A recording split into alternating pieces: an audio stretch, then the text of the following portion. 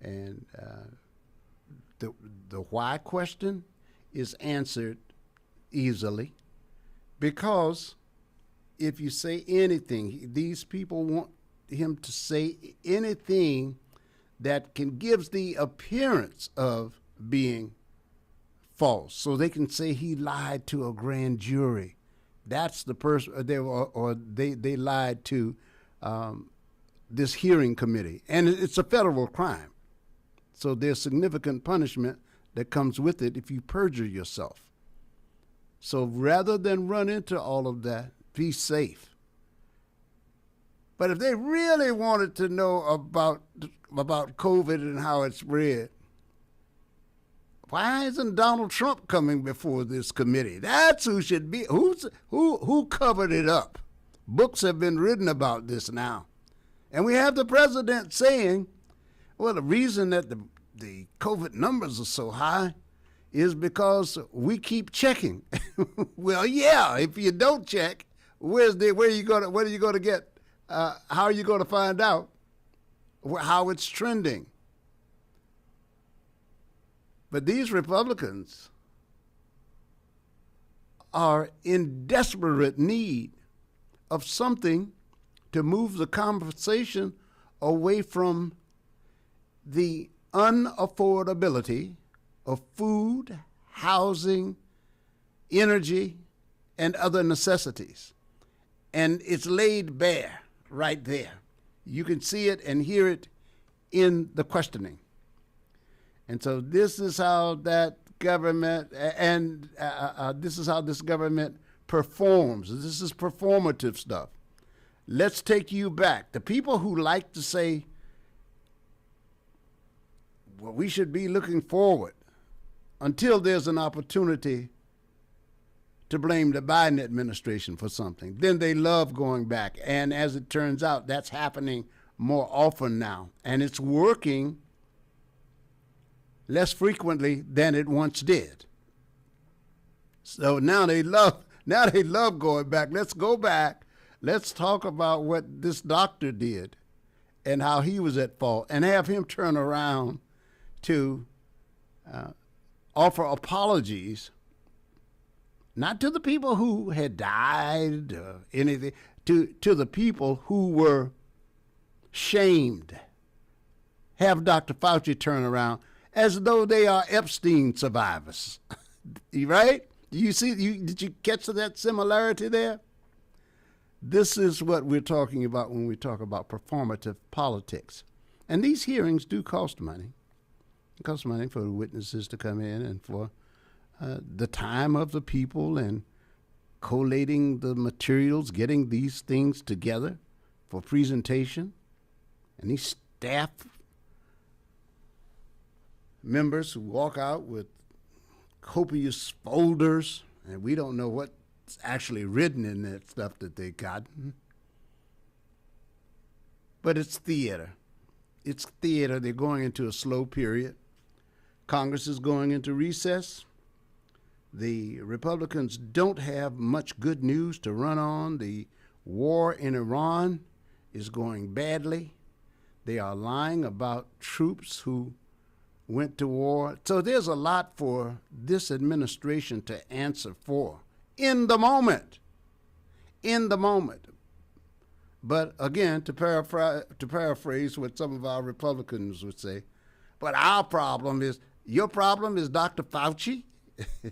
Your problem is that in the midst of what's going on in this country, you ask yourself, is your problem Dr. Fauci from 2020 or 2019? It's such a bad look, I would think, almost embarrassing. And this Senator Moreno from Ohio, I mean, he just went straight out with the F-bomb in the hearing. That's the nature of the discourse these days.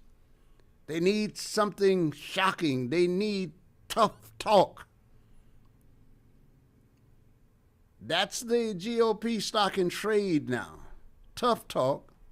It used to be speak softly and carry a big stick. Now it's speak crudely and do nothing. Beat your chest. So we wanted to get that on the record so you could hear what was going on there. I am Paris. This is the Morning Magazine.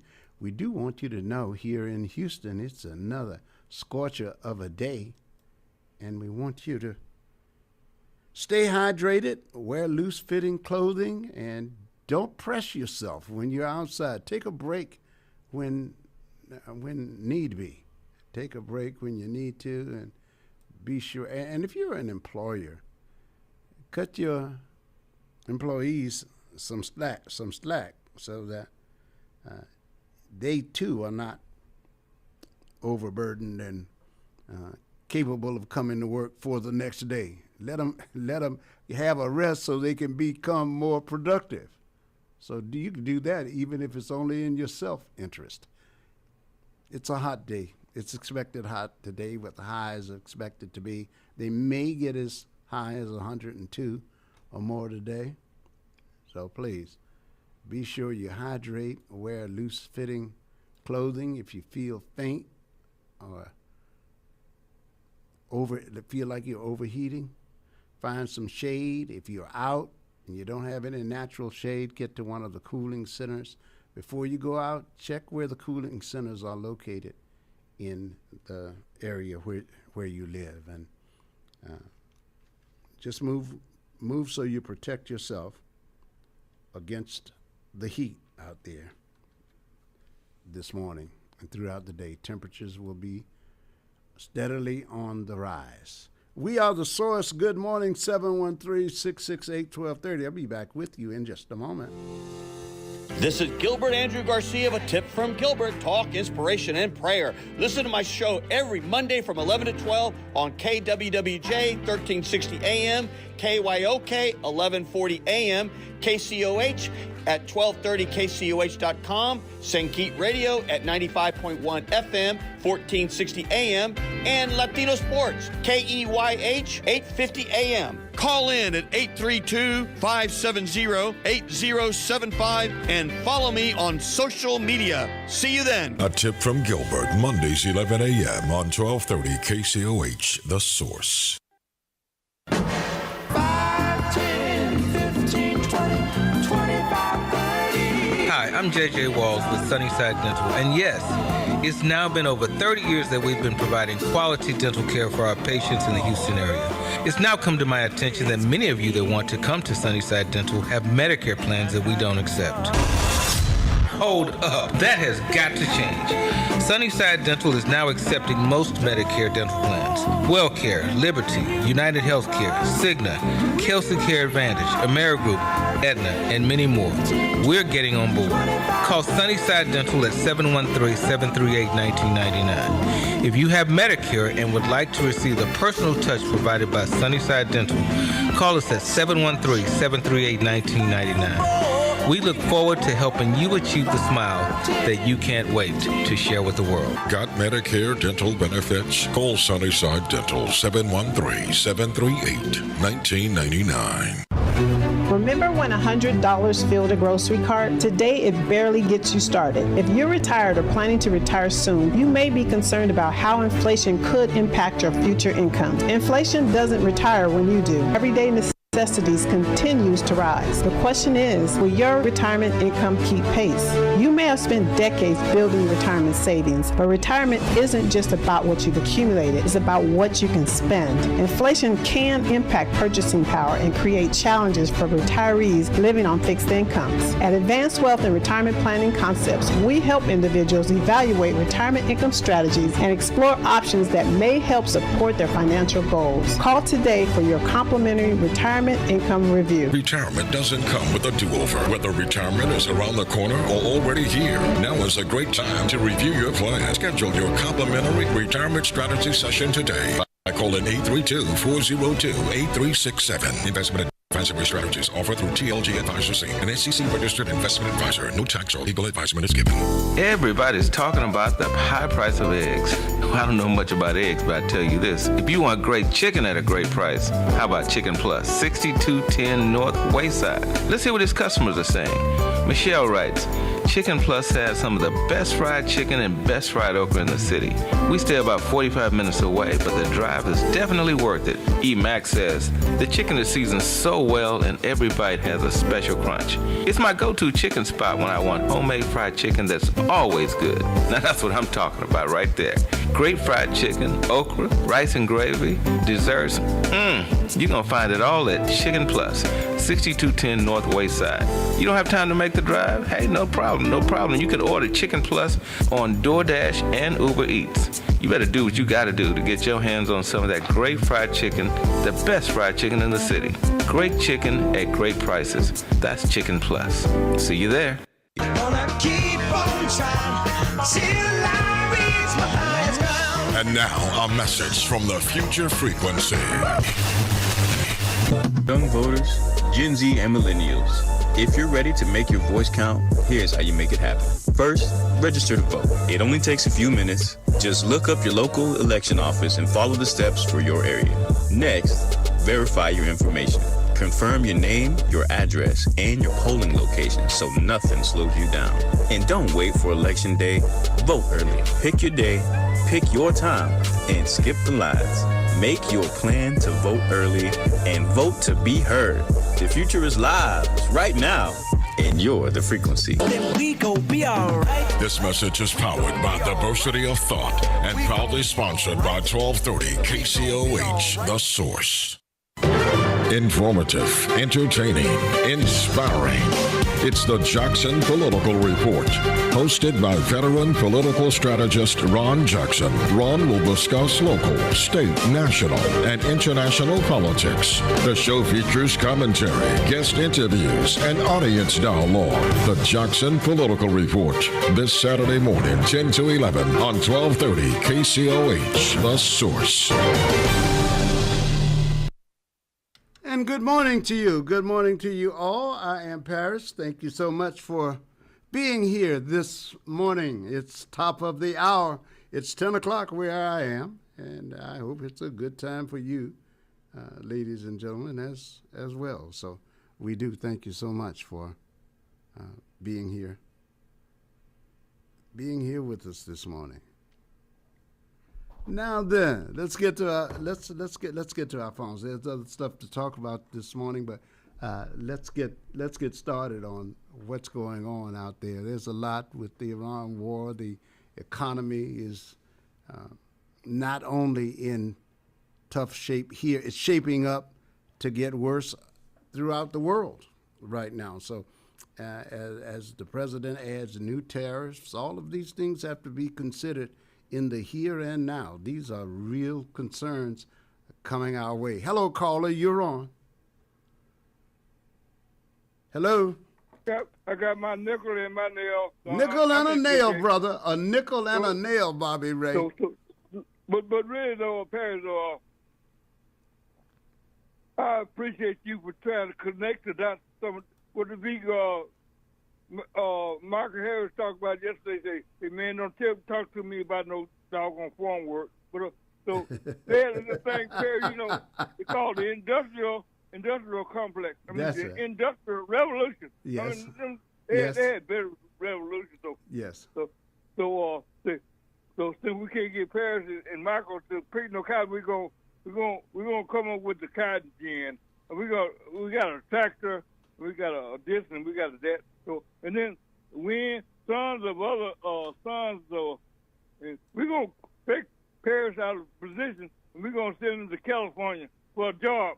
Mm-hmm. So, when you get there, man, we not here.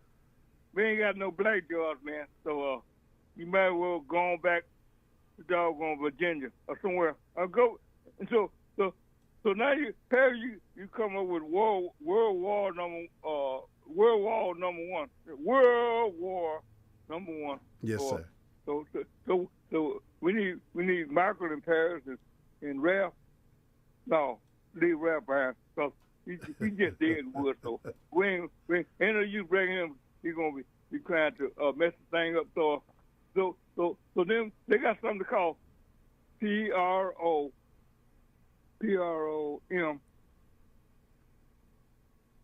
RO.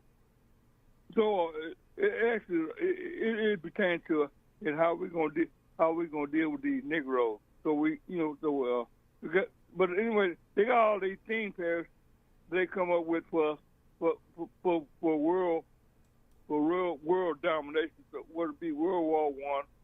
And then we got the Autobahn, and they think they run things. Say no, man, we're gonna come over there. We're gonna come over there and take y'all all. And we got the Seven Sisters. We're gonna come over there and get in. And now Paris. And then we got collateral damage. So we're gonna come over there. We're gonna have to charge you, Paris, for bringing your little boat up in my area to fill it up with oil. You need some insurance, man. You can't just come up in there. So, do you remember when you if you had a car, you did not have to have no safety belt, no seatbelt. Yeah, I recall. Yes, I recall those days. So you're around there kicking the tires, and you looking, and then they had said we're gonna put a radio in your car.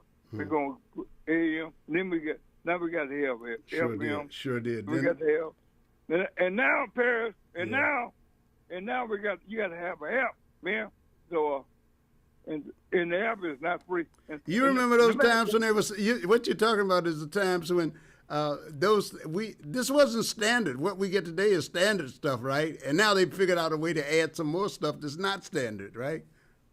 And so you just like me. I was standing on top of my house saying, ain't no way in hell, Paris, I'm going to pay to watch my TV. You know, I'm going to get you a better, me too. A bigger antenna. Yeah. Y'all wrong. Y'all wrong how y'all doing us, man. Say, I got a TV, but I can't get it to come on. It used to be on and off. Yeah. But we got collateral damage. Yeah. We got civilization, and now and then we come to the source and for the morning magazine, and we cannot get the truth of how we got from point A to point B. I mean, come on, man. Come on. Yeah. I see your lips moving, Paris. Yeah. But I can't say. And then I come with the bottom line. You know, for males to say. A man wants to say, what is the bottom line? Say, where is my money at? And they were wrong to pass and say, we paid you $400,000 a year. Come on, man. Or you want to come in today talking the Fifth Amendment. Come on, man. Well, he earned that $400,000. I know what you're saying, though. Yeah. And then I got, and then, Paris. Yeah. There's the ones on the inside, the ones that know, and the ones that don't know. So a lot of us, we're in the part of don't know. So you say, what was the first word? Say, if I tell you, I have to kill you. So there was a guy named Lawrence, and then they made a movie about Lawrence of Arabia. Yeah. He was over there running around, and then by now you know about Tarzan of the Jungle. Mm-hmm. Come on, man. So we have as the boobers, you wrong. We invoked the 2-minute rule. But anyway, we as the boobers, we've been shown a lot of things rather than plain sight, but you didn't know what you were looking at, Paris. And how could you know? Because you don't know what you don't know. Yeah, right. And so I can see you and Michael up in the house playing with your little red dump truck. And now we're going out to Cypress, Texas, and we're gonna build a brand new whole city for a football team, and they ain't gonna pay nothing. Mm-hmm. You and I are gonna pay for it, but they say right now they say, doggone, Howard Hughes gonna pay for it. You're right.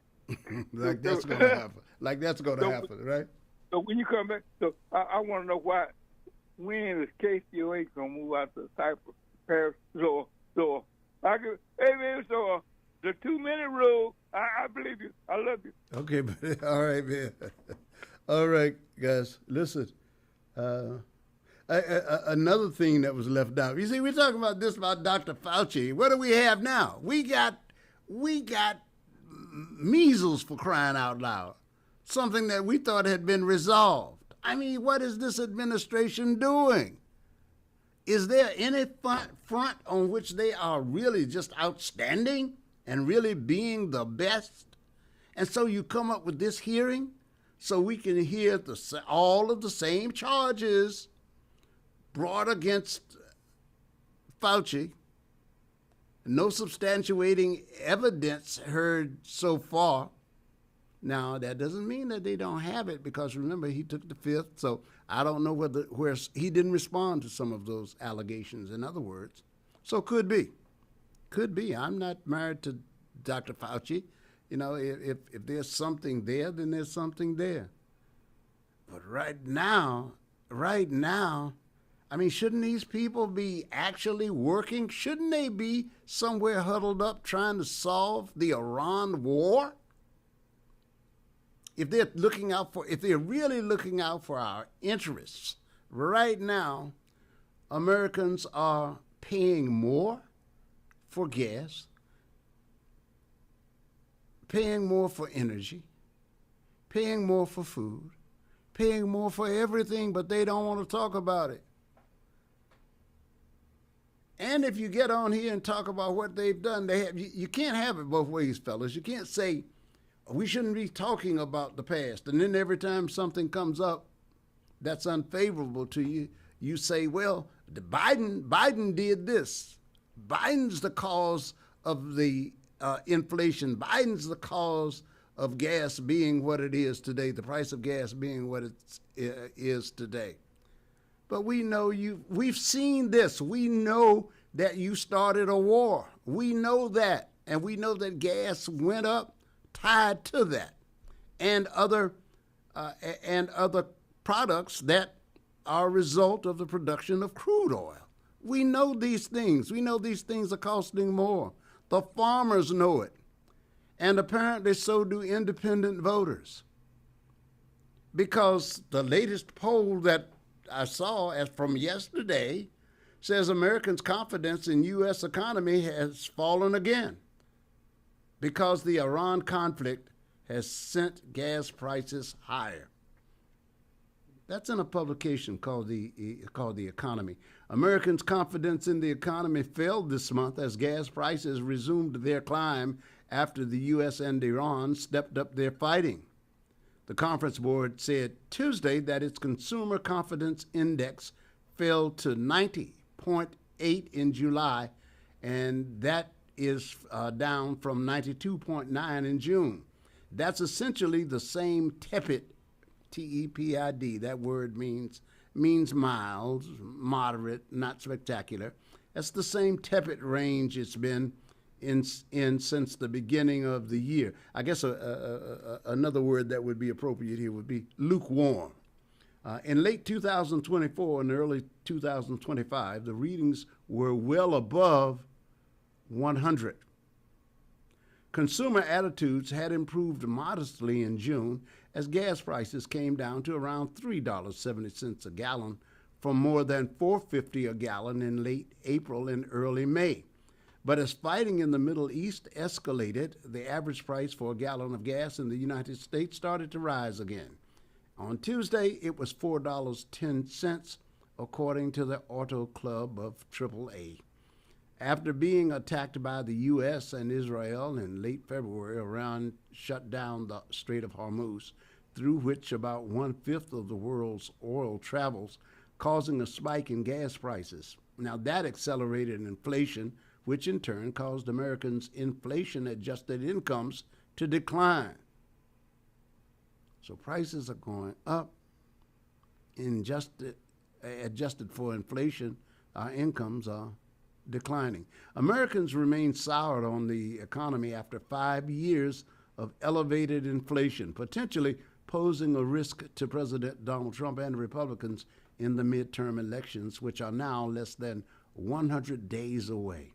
Wow, it seems that we certainly got here fast, didn't it? Trump continues to blame inflation. Here's the beautiful part of it. Trump continues to blame inflation on, wait for it, Joe Biden, Democrat Joe Biden, his predecessor. Yet inflation has risen since Trump's inauguration last year to 3.5% from 3% in January 2025. It jumped even further after the Iran war began February 28th, when it was just 2.4%. Write-in responses to the survey, which were collected from July 1st to July 22nd, remained pessimistic. The board said references to gas prices were down slightly, but remained elevated. Respondents did mention, however, food and grocery prices and their increase.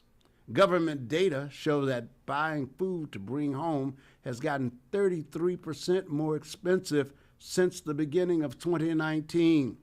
To navigate those higher prices, Americans have turned to couponing, comparison shopping, and cutting back on favorite foods as they absorb the biggest jump in grocery prices in half century. These are the conversations that we should be having. And yeah, you got people on television, you got people on your viewing devices and listening devices holding hearings to try to catch Dr. Fauci in perjury, vilifying Dr. Fauci. I was listening to Senator Moreno from Ohio. Potty mouths don't upset me, but these people just seem to have no idea of setting the benefit in having a government that looks like a competent, capable, organized administration. Rather, you got senators ready to take off their belts like Mark Mullins did. Like, what is it? Mark Mullins did, take off his jacket, offering to fight a witness. Or the staff personnel who go, cabinet members, who go beyond the need to be assertive. They go to being insultive and unnecessarily combative.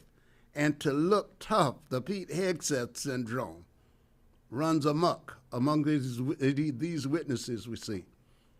That guy, that Moreno guy, he just had to drop the F-bomb. I've been hearing the F-bomb and using it too. I've been pretty adept at using that F-bomb. And I kind of like it. It spices up my conversation sometimes. But I know that there's certain places I don't want to do that. And he's got the nerve to attack Dr. Fauci and figures out some way. He says he was so angry. He was a small business. He closed his small businesses to come to Washington, D.C.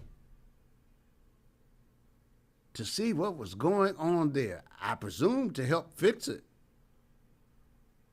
So you got elected. I'm going to go into politics. You're going to go and elect it to tell us the story about how your business was affected, and you're laying it all at the feet of Dr. Fauci. And then you talk about Dr. Fauci's career. I got to admit, I didn't know a lot about Dr. Fauci, but I knew that he had a 50-year distinguished history with him in medicine.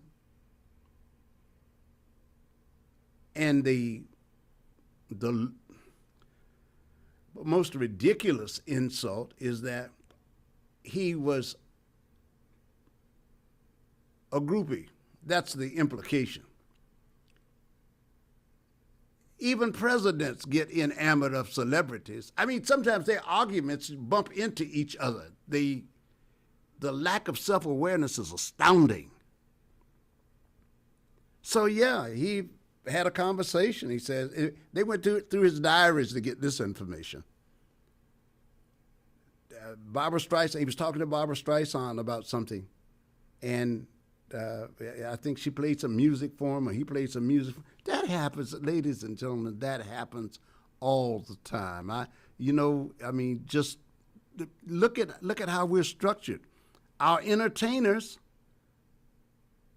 have close interaction with politicians because they need politicians to get their bills through, to help them with organizations like AFTRA, the Actors Guild, a SAG, the Screen Actors Guild, and AFTRA, the American Federation of Television Radio Announcers, these things. Yeah, and in turn, politicians ask them to come speak at my rally, come be at my rally. Can I use your music? Don't act like don't act like the man was so busy chasing down politicians. Politicians have been, this may be an overstatement, but only slightly. Politicians, when they do focus in on entertainers, politicians can be the worst groupies. Yeah, most of them contain themselves, but they like free tickets for their children. I know this because I've given them out.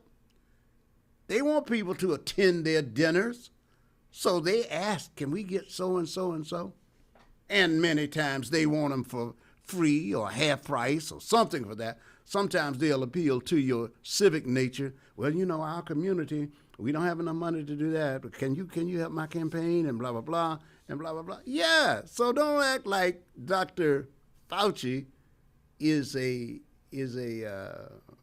some kind of freak because he was impressed to meet Kim Kardashian and all of that. These people swarm the White House. These people swarm the White House. And that's the best that a United States senator can come up with in opposition to somebody's performance. I mean, how would it be if somebody said, well, wait a minute, we got a war going on, and your guy's playing golf. So, all right, I mean, come on. So you think that calling Fauci a groupie or implying that he's a groupie is worse than having a leader or any one of our leaders off involved in some sort of pursuit that brings them enjoyment.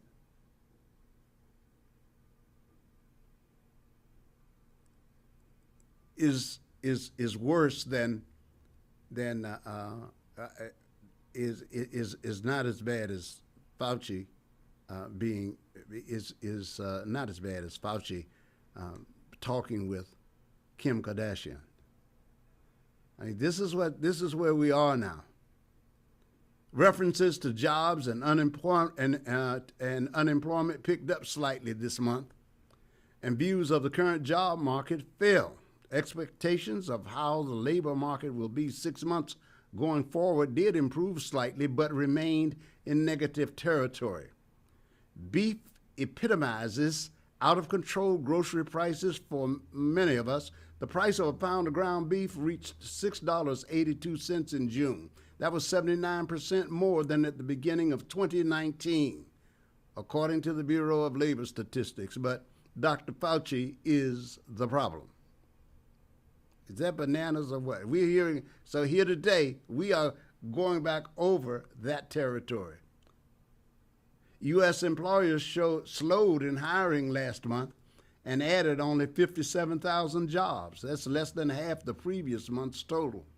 The unemployment rate declined to a low of 4.2% from 4.3% in May, though the drop mostly occurred because many people out of work gave up looking and were no longer counted as unemployed. The number of consumers who mentioned war and geopolitics did decrease this month, but the people who put the survey together suspect that recent escalation in fighting between Iran and the U.S. could cause those mentions to rise in the upcoming survey. So people are paying attention. And then as living costs soar, more retirees are headed back to work. Yeah, I'm finding it's hard to lay out there on the sidelines. This is why you have older workers in the economy. You know, we talk about older people getting out of place so somebody else can, so younger people can get in. And that's good when we had the kind of economy that actually worked like that. So people looked forward to retirement. And they didn't have to worry about with somebody there to take their place. There were people out there to take those jobs. But now there are people say, well, look, I'm still active. I still can do the job. And you got more employers saying, well, you know, this employee has been here a long while. This employee is really reliable, and I'm not ready to trade that in for somebody who may or may not be here. So there's a bottleneck. And my point is that we all get injured in these kinds of things. So these are some of the things that are on my mind this morning. And the economy is certainly one of those things, along with the war. And the war is having its economic impact. We find that Iran's own economy is going to shrink as well with this war. Arab states of the Persian Gulf, as well as Iran itself, relies on the Strait of Hormuz for their energy exports and grocery imports, with only Saudi Arabia and the United Arab Emirate having alternative, albeit limited, routes. The war has caused a systemic collapse of the Gulf Cooperation Council economic model. Following the closure of the Strait of Hormuz on March 4th in 26, oil and natural gas exports were stranded, causing Brent crude, that's a type of crude, to surge past $120 per barrel and forcing Qatar Energy to declare force majeure on all exports. The oil production of Kuwait, Iraq, Saudi Arabia, and the United Arab Emirates collectively dropped by a reported $6.7 million per day by the 10th of March and by at least 10 million barrels per day as of the 12th of March. Other nations are becoming worried. This is beginning to have a global impact, according to the Harvard School. The economic impact of the Iran war is already showing up in rising prices. Energy costs have surged with oil and gas. We've gone over this with you, and now with the bombings and with the Houthi being involved, there are other attacks. The regional conflict is spreading. Israel is back at the table, and Benjamin Netanyahu, the prime minister of Israel, was in town with Donald Trump yesterday, and it seems like they are cooking something up to expand the war, perhaps. And expanding the war will only have more dire economic consequences. So that is where we are. That is where we are as a country right now. And Netanyahu yesterday, for his part, claimed that he had a great conversation with Donald Trump. Now, I don't know what that meant, but Benjamin Netanyahu came to Washington and he met with President Trump for the first time since the start of the Iran war. And he hailed his meeting as excellent with Trump. And then Trump also met with Volodymyr Zelensky. Iran executes 2 men in relation to January protests, and the U.S. sets a date for the next Israel-Lebanon talks. On the military front itself, the U.S. Military Central Command said it stopped an Iranian missile attack on Tuesday afternoon. But here's what we're finding out about this now. Now we can't trust the numbers because it's the Trump administration. You can't trust the numbers. This guy, I'm telling you, the undercount, the number of dead, they don't say, they say, well, all of the missiles were swatted down. All of them were counterattacked, and so none got through. But then other figures begin coming out, and we see that there have been some intercepts. There have been some direct hits. The Islamic Revolutionary Guard Corps forces launched ballistic missiles from Iran in an attempted surprise attack on U.S. forces based in Middle East. And even if they don't hit, they don't open up the strait.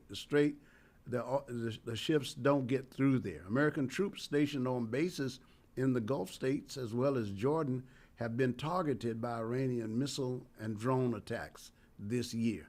And the sad thing is, we can't respect the figures. We can't trust the figures from the commander-in-chief. That is at his doorstep. These undercounts. Now, I haven't even gotten into, I mentioned this, I haven't even gotten into raising the question of what is that going to look like in the years when these younger people come back home and go to get medical help. What kind of barriers will be thrown before them to impede them from getting the help that they need, because it's going to be tied up in paperwork. The paperwork is different than what the person before you is claiming. Who are you going to trust? The person before you, who actually had the experience and lived through it, or will the paperwork show something different? And in a bureaucratic system, and you've got to report to your boss, and you've got your guidelines, you're going to be expected to go by what's before you. So if that person claims to be somewhere and the paperwork says, oh, no, you couldn't have been there because that wasn't happening. It wasn't even a war. So we can't give you, we can't give you that money for this. That used to be unthinkable to me. But in this administration, it's not unthinkable to me. When you cannot call a thing what it truly is, that means that you can deny what it's truly happening. And so you don't have to acknowledge it. And if you don't acknowledge it, then you didn't pay for it, then it didn't happen. And if it didn't happen, then, well, you don't have to pay for it. So not only do we, this administration with these business people who, some of them perhaps, one of them we know for sure, but some of them probably stiff their employees the same way. But when your employees are soldiers in the United States military, you shouldn't be stiffing those guys. They really do work for their money. These men and women really do.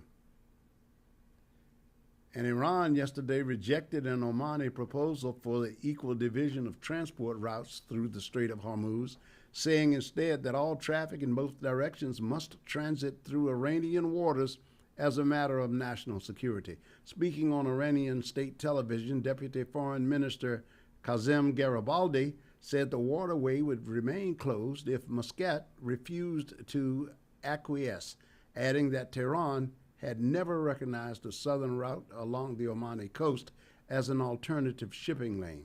The so-called traffic separation scheme, which passes through Omani waters and is recognized by the International Maritime Organization, is currently unnavigable due to the presence of mines. Now, this is for national security and not bullying, because when the TSS, that's the traffic separation scheme, was for 60 years in Omani waters, we didn't say anything, noted Deputy Foreign Minister, adding that Tehran would not allow third parties, even those invited by Muscat, to remove mines from the waterway. The Reuters news agency cited an unnamed Western diplomat as saying Oman, meanwhile, presented Tehran with a Gulf-backed plan for managing the strategic waterway, which involves collecting voluntary fees for passage. However, a U.S. official reiterated Washington's rejection of any such tolls for passage. And finally, on this matter, Yemen's Houthi rebels on Tuesday claimed to have forced a Saudi-flagged oil tanker identified as the NCC Gaza to turn around in the Red Sea as part of a naval blockade that was declared by the Iranian-backed group. The targeting of the Saudi vessels with ballistic missiles came after it ignored warnings. Saudi Arabia, which claimed to have shot down drones in another incident that targeted oil facilities, did not comment on the Houthi statement. The pro-Iran Houthis declared last week a maritime blockade on Saudi Arabia, threatening to further choke the kingdom amid an existing Iran blockade of the strategic Strait of Hormuz. And that brings us to this meeting between Netanyahu and Donald Trump. They praised their cooperation. They sat down, and this was the first one since the Israeli war, and looking for a way to go between Israel and the United States. The talks lasted for 90 minutes, we're told, and they were described as positive and productive. In a social media video posted after the meeting, Netanyahu called it one of the best conversations. I saw that video. He was upbeat. Seemed to have been ebullient about it, and it seems that he's gotten Donald Trump to heel here. It seems like he's got him under control, and he's going to get his wish to expand the war in Iran as they talk about finishing off the job that was started the job that began with the American bombardment. So that is some of what's happening over there, and and how it affects us here at home. We are The Source. The number is 713-668-1230, 713-668-1230. If any of that is on your mind this morning, or you've got some other news items that have caught your attention, but you want to share it with the group, please do so. We welcome your call, 713-668-1230, or you can comment on community chat by going to our YouTube site. Go to The Source, YouTube, and you'll be able to get us there. 1230 The Source, YouTube.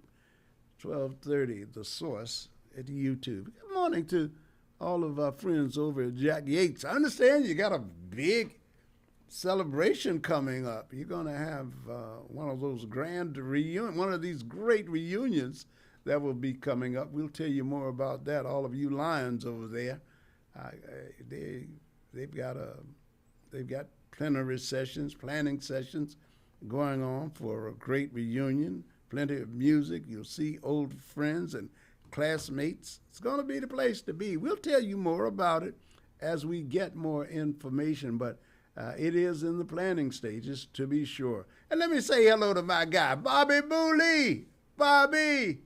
I was in town 3 years before I knew Bobby's nickname was Booley. We were friends. I mean, I came in. He was one of my first friends here in the city. And Bobby loves some Jack Yates, and he loves the city of Houston. Informative, entertaining, inspiring. It's the Jackson Political Report, hosted by veteran political strategist Ron Jackson. Ron will discuss local, state, national, and international politics. The show features commentary, guest interviews, and audience dialogue. The Jackson Political Report, this Saturday morning, 10 to 11 on 1230 KCOH, The Source. The Hezekiah Walker Countdown. You know we got that brand new sound. Hey family, it's your boy Hezekiah Walker, and I want you to join me this weekend as I count down 20 of the most popular songs in gospel. I'll also be giving you some power music with my power picks of the week and put the spotlight on one of your favorites. So don't miss it, the Hezekiah Walker Countdown. Don't miss the Hezekiah Walker Countdown, Sundays, 12 noon on The Source. This is Gilbert Andrew Garcia of A Tip from Gilbert, talk, inspiration, and prayer. Listen to my show every Monday from 11 to 12 on KWWJ 1360 AM, KYOK 1140 AM, KCOH at 1230 KCOH.com, Sankeet Radio at 95.1 FM, 1460 AM, and Latino Sports, KEYH 850 AM. Call in at 832-570-8075 and follow me on social media. See you then. A Tip from Gilbert, Mondays 11 a.m. on 1230 KCOH, The Source. Everybody's talking about the high price of eggs. I don't know much about eggs, but I tell you this. If you want great chicken at a great price, how about Chicken Plus, 6210 North Wayside? Let's hear what his customers are saying. Michelle writes, Chicken Plus has some of the best fried chicken and best fried okra in the city. We stay about 45 minutes away, but the drive is definitely worth it. E. Max says, the chicken is seasoned so well and every bite has a special crunch. It's my go-to chicken spot when I want homemade fried chicken that's always good. Now that's what I'm talking about right there.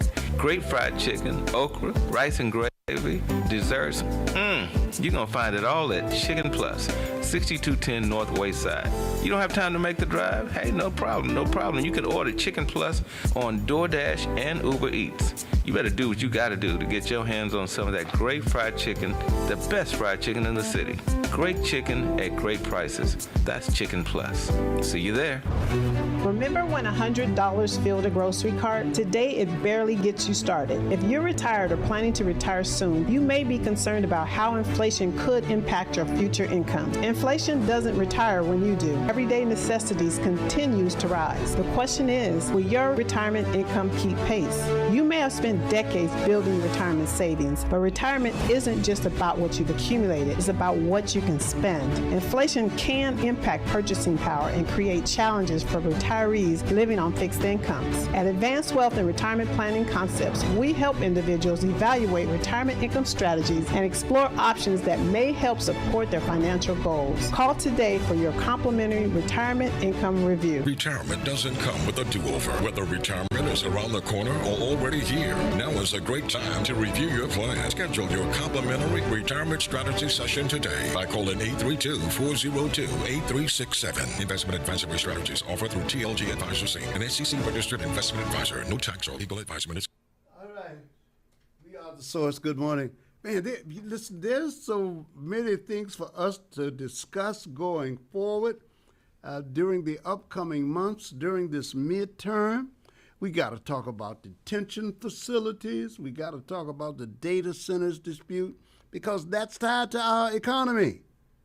See, now we're finding out more about these data centers and the dispute surrounding them because it ties back to AI. And I was I'm trying to lay out all of the pieces so that I can at least bring you guests who understand that, in addition to our own friends here, like Lydia, when we talk about AI and these data centers and the impact they may be having on environmental issues. Sherman helps us with that as well. But these data centers, we heard about what a blessing they would be. And yes, they really are. My understanding is, from what I'm reading, hearing, and observing,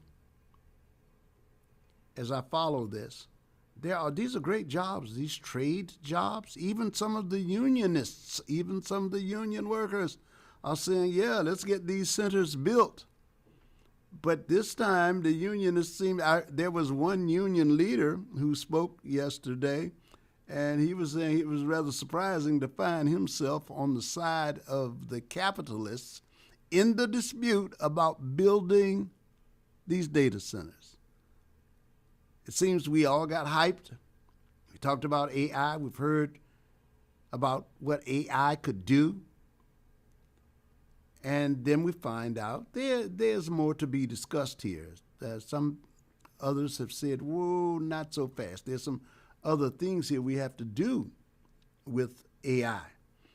And it really will help with, people who have jobs as electricians. It's a wonderful time for them, we're being told, at least in terms of pay, because these jobs require having these data centers properly cooled and wired. They've got to be wired for this. So a lot of people, there will be some money moving in jobs that are now paying six figures. So we know that's $100,000, you know. So you got some of these jobs, and that's not to be sneezed at. On the other hand, communities now are saying, these environmental groups in these communities are saying, but at what cost? What expense? They're talking about noise pollution, massive water consumption, and soaring local electricity demand. I think there's going to be maybe a new paradigm, a new template for working out these kinds of competing interests. Because communities would love to have the money, but it's the other things that they don't want, like the noise pollution.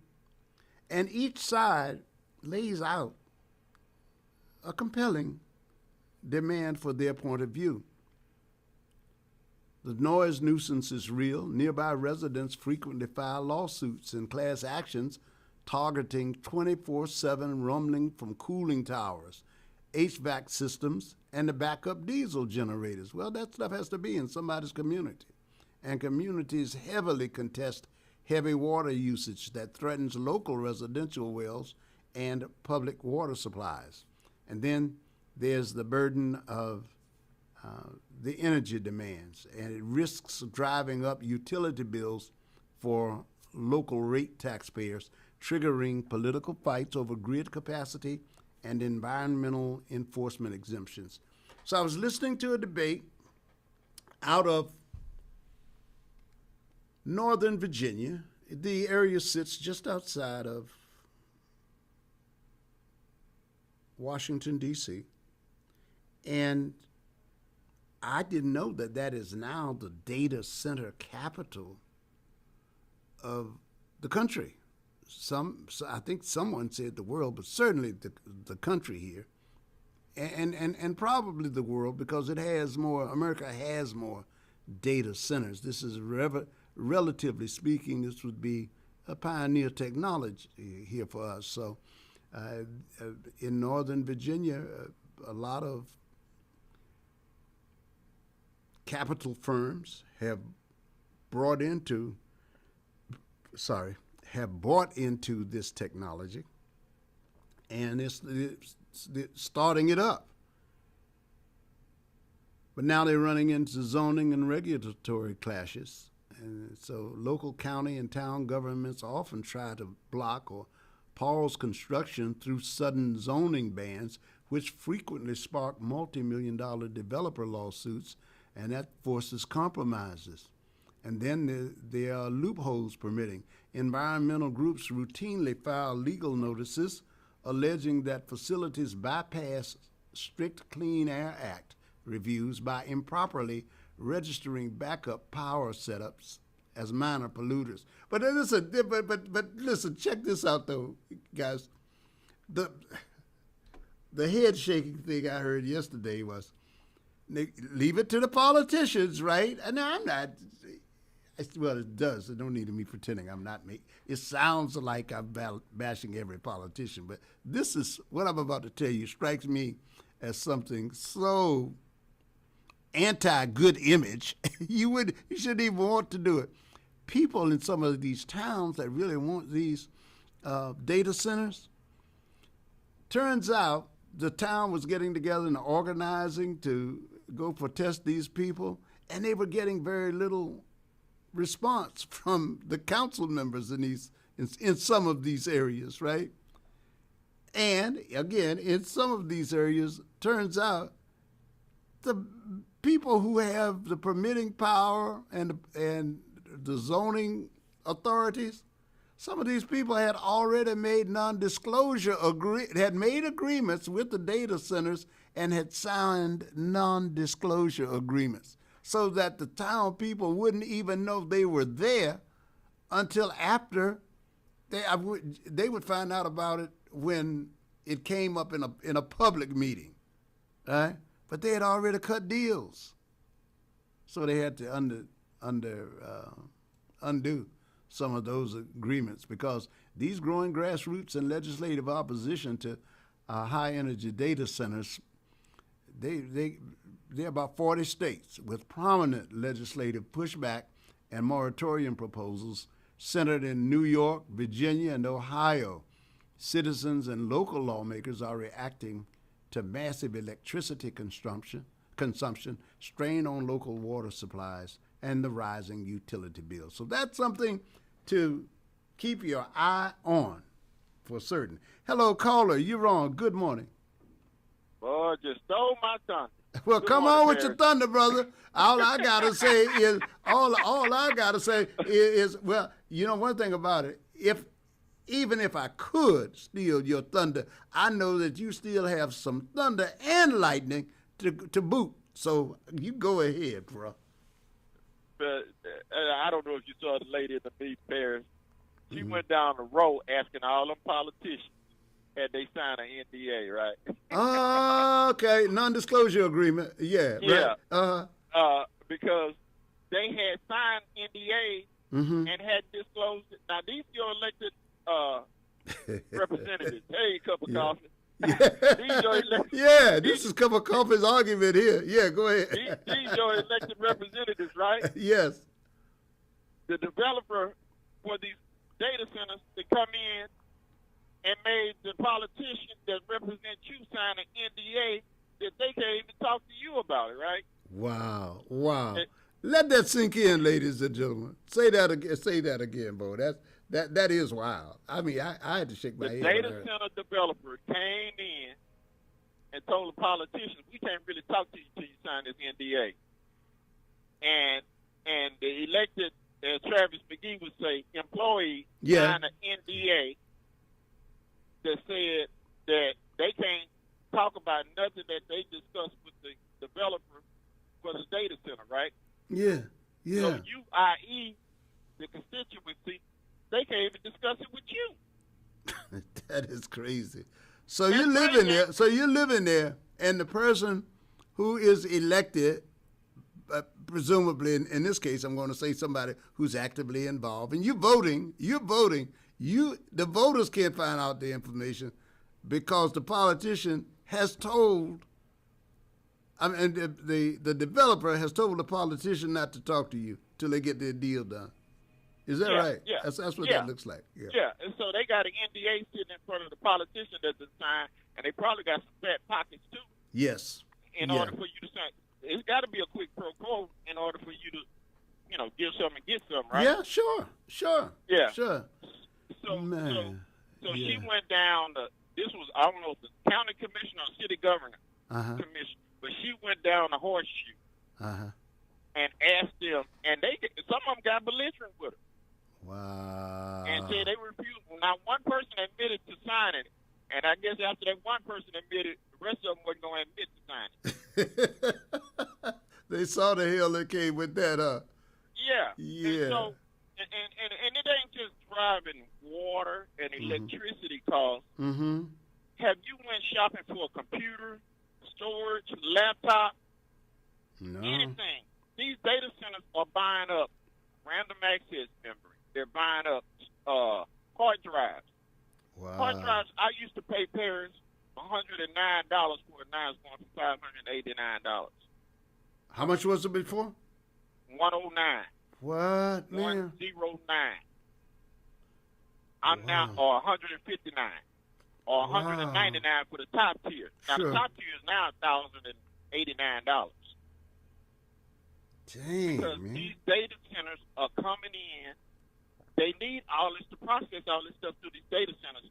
Graphics processing units, central processing units. I mean, CPUs, and random access memory and storage. So I went. Matter of fact, I just bought some security cameras to install pairs last week. So I bought a bundle deal where you get 3. They $199 a piece. If you buy 3, you can get them for. They'll give you $60 off. I went back this week to buy those same cameras. $60 off now.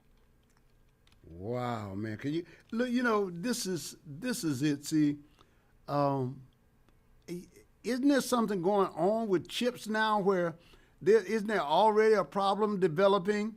South Korea, I know South Korea. I mean, there's a shortage, right? There's a shortage. Yeah. And between the shortage and the data centers, the consumer don't stand a chance. See, and I'm thinking there are more people like me out there, so we need the likes of you guys who deal with this stuff to help us get at least a ground level understanding of what that is. All I know is turn the computer on, put in the stuff you want, get it out. I think most of us, we consider it an accomplishment when we get to that level.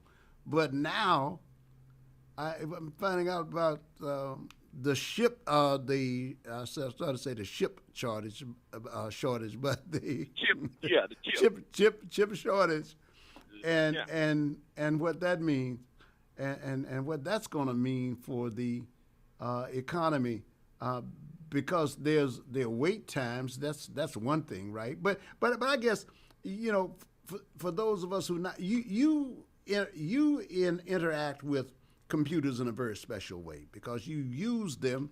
You also help maintain them and I guess build them too, right? I mean, yeah. So it's cheaper for me to go buy a pre-built computer, strip the parts out, and sell it, and I make a profit. So how does that play out in a general sense to the consumer, to the person who's listening right now? What does that mean?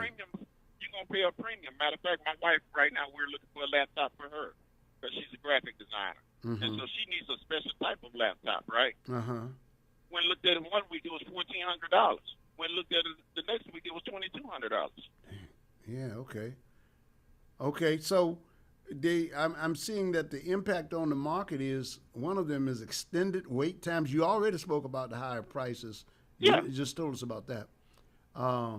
And I see something here that says, manufacturing lines favor higher margin enterprise and data center processes, leaving consumer PC and lower-end Chromebook segments heavily constrained. Break that out for me in American basically English. With their priority. So if I'm selling computer parts and I'm selling computer components, I'm going to sell to a data center where my margins are going to be higher because all these data centers want the latest and greatest, right? Yeah. But if I'm putting some of those same type of parts in what's called gaming computers or just consumer-grade computers or business computers, well, I'm not going to send as many chips for consumer computers to be built or for gaming computers to be built, even though gamers pay a premium for their computers. I'm just going to sell it to the data centers because I know I can get my MSRP plus some. Yeah, manufacturer suggested retail price, manufacturer subject, is that what that is? Yeah. Yeah, see, yeah. And so there's the premium. And so, matter of fact, I was on a Zoom call last night and with some guys from Australia. We was discussing this last night. It's just not the time to buy because the components, the pricing is just. Matter of fact, they're telling you to buy a computer that came out last year over one that come out this year because of the premium price that you're paying. Sort of like in the. This is just me spitballing here. You can let me know if this is near being on target. Sort of like when we were having the problem in the auto industry and they were selling a couple of years back. They were encouraging you to buy the car, not the new car. They went into selling the used car. Yeah. The pre-owned. That's what that was. Yeah. That's what I was trying to think of. Yeah. Wow. Because you paying a premium for whatever came out and been manufactured this year. Yeah. And you can't compete with a Google or Apple or ChatGPT or what's Elon company's name. You can't compete with them on market share. Yeah. To buy these components. Yeah. And you know something? I'm forgetting Elon's company's name right now because I've been having Tesla on my mind. But is that Tesla? I thought Starlink? Starlink. Okay. And then he have I want to say Claude, which is the AI company. Okay. And the way they were explaining it is I'm seeing here it says that the supply crunch won't ease, and so the war in Iran affects this too, right? Yeah. On top of that, then you got fuel prices getting tacked on because of the tariffs, and because of the tariffs and the fuel prices. So transportation costs is being tacked on. And tariff costs is being tacked on. So, we catching it. I'm gonna be good. Well, look though, but check this out. This had been predicted at the beginning of the year, so those of you who are working in that industry, of course, that's how you do your bread and butter. So you guys saw that this might wind up being the case. Of course, you were hoping it wasn't going to be the case. But I see here the warning that says David Zinser, David Zinser, he's the CFO, said last October that CPU shortages. What is that?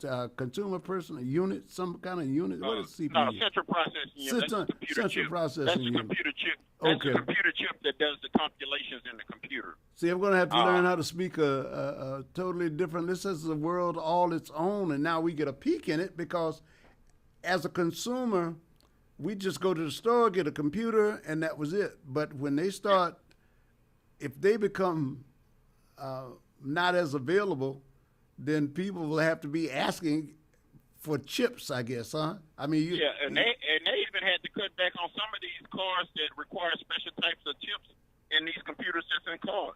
Wow. They was manufacturing cars, and they had to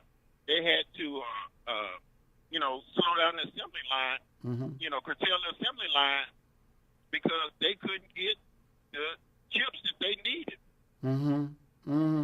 They're saying they're surprised by this. It was anticipated, but still surprising at the way the demand surpassed supply. How quickly that happened. Just think everything that you got. Your phone, you got a CPU in it. Your watch, your Apple Watch, your Samsung watches got a CPU in it. It's got a chip in it. Your tablet's got CPU. Your laptops, your TVs, your car, your pacemaker. I ain't gonna say pacemaker, but But some of these medical components, devices. Yeah. Wow, man, this is integrated into our lives. Now, one of the things that I did here, and I'm trying to learn to keep the the conversation's kind of siloed because I don't know exactly what fits in where, how it fits. I'm, trying to catch up on that with conversations with people like yourself. But now it's talking about this may that while the environmentalists are making the arguments against these centers for against pollution and the utilization of resources. One of the unionists, one of the guys in the union says, yeah, look, we want them to get this done. Because if it is a matter, he didn't say just, that's my word. He said there ought to be some way to work it out because these towns, the little towns, want these chip makers in there because they can tax them. They can make money off them, and the chip makers are more than willing to pay them. But some of the other environmentalists are saying, but at what cost? Well, there's another argument to that too. Mm-hmm. Some of these communities are doing tax abatements. Yeah, okay. And so the tax abatement is to lure the data center to the area, right? Yes. Yeah. But if I abate the tax for the data center, guess who I pass it on to? Yeah, the consumer. Yeah. The homeowners. Yeah. There is no free lunch in this. Yeah. Because they're not going to, if we've learned anything about American capitalism, they're going to make money. They're there for a profit. So it may appear they're giving you something, but you're going to pay for it. You pay for one way or another. You're going to pay going or you're going to pay coming. Yeah, but you are going to do it. Yeah. All right, man. Pierce, enjoying the show, man. All right, buddy. Thank you so much. Thank you so much. All right, we are the source. Okay, so there you have it. It's just something for you to keep your minds on. Wanted to make you aware of that.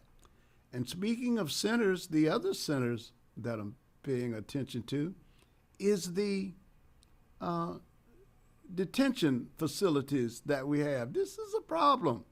This is a problem, particularly for those of us here in Texas. Let's pause a minute and talk about this Dilley Center.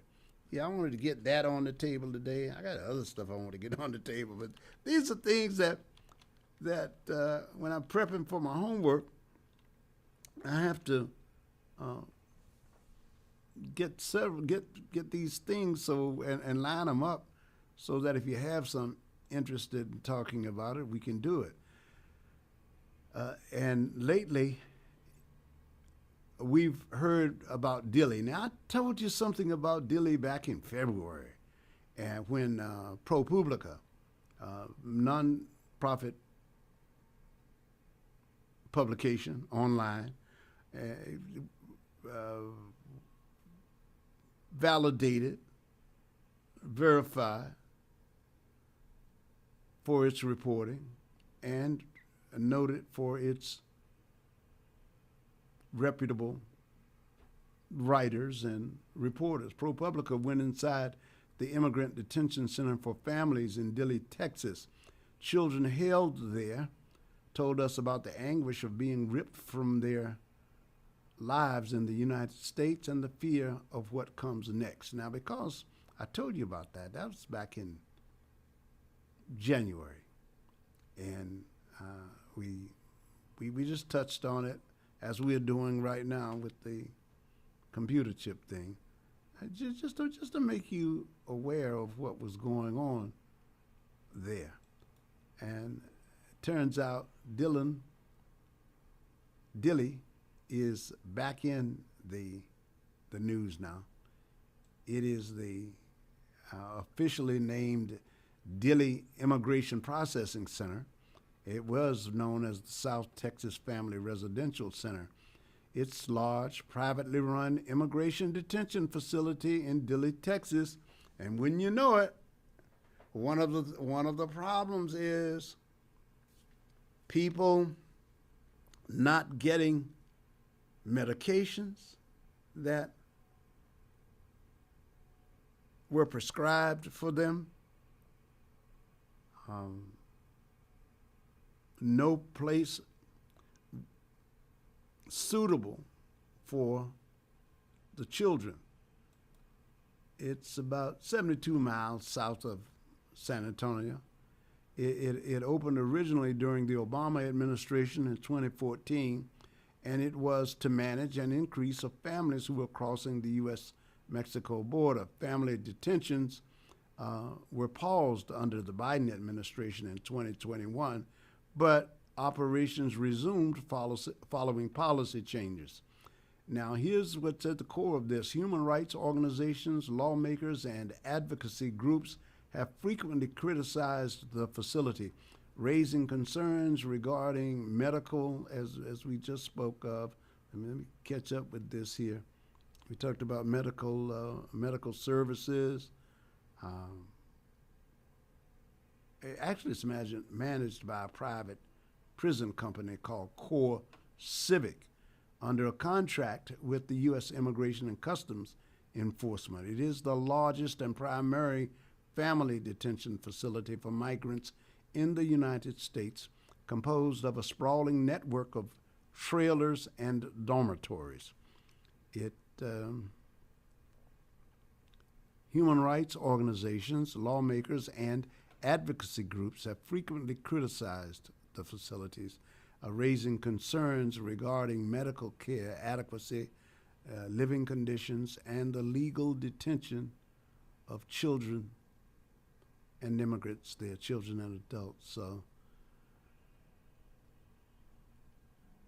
it says looking for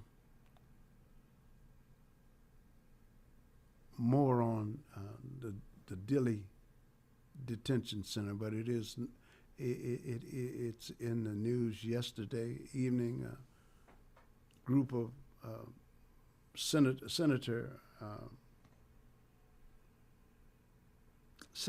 Representative Cuellar, I believe it was, went down to visit the center. They have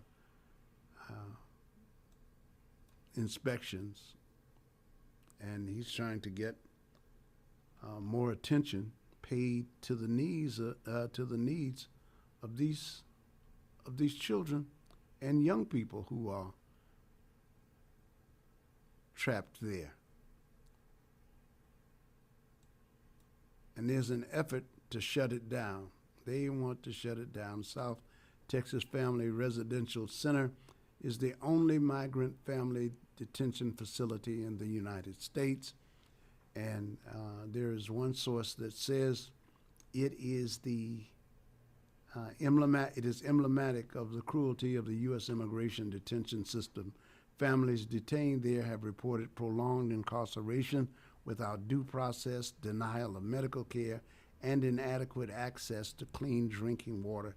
Now, that is a broad perspective of what's going on, but there are specific stories on this. I advise you to follow up as well on as always, on what we tell you here, so you can get more specific information if you desire. But yes, you can go online and find out about Dilley, because it is in the news, and there are complaints about it. Hello, caller. Hello, you're on. What's happening? Hello. I have. Is Bo still on? No. Bo got away, but you're here. Okay, you're here. I was listening to Bo. I guess I was on a delay listening on YouTube because I have to go off and come back on. Oh. So I was listening to him, and I was thinking, I don't know if he addressed this, but when he's talking about the memory shortages and the CPUs and everything, and I'm wondering, is this possibly a way for high tech to make sure that everything we're getting literally is coming from the cloud and from what they're doing? So that you imagine, you have your own personal laptop now and you have your desktop, but when you literally cut on your computer, from the time you cut on your computer, everything that's there right now, a desktop you're thinking is private, right? It's yours unless you put it out there and you sharing that information with people. Mm-hmm. I'm talking, Yeah. at home, right? Mm-hmm. And even at work, but that belongs to work. But at home, Mm-hmm. what's on your desktop belongs to you personally. But I'm thinking that what this may be leading towards is just when you turn your computer on, Mm-hmm. in order for you to have access to anything, you connect it to that larger Microsoft source and all of that. You know what I mean? Yes. Where your desktop isn't necessarily your desktop.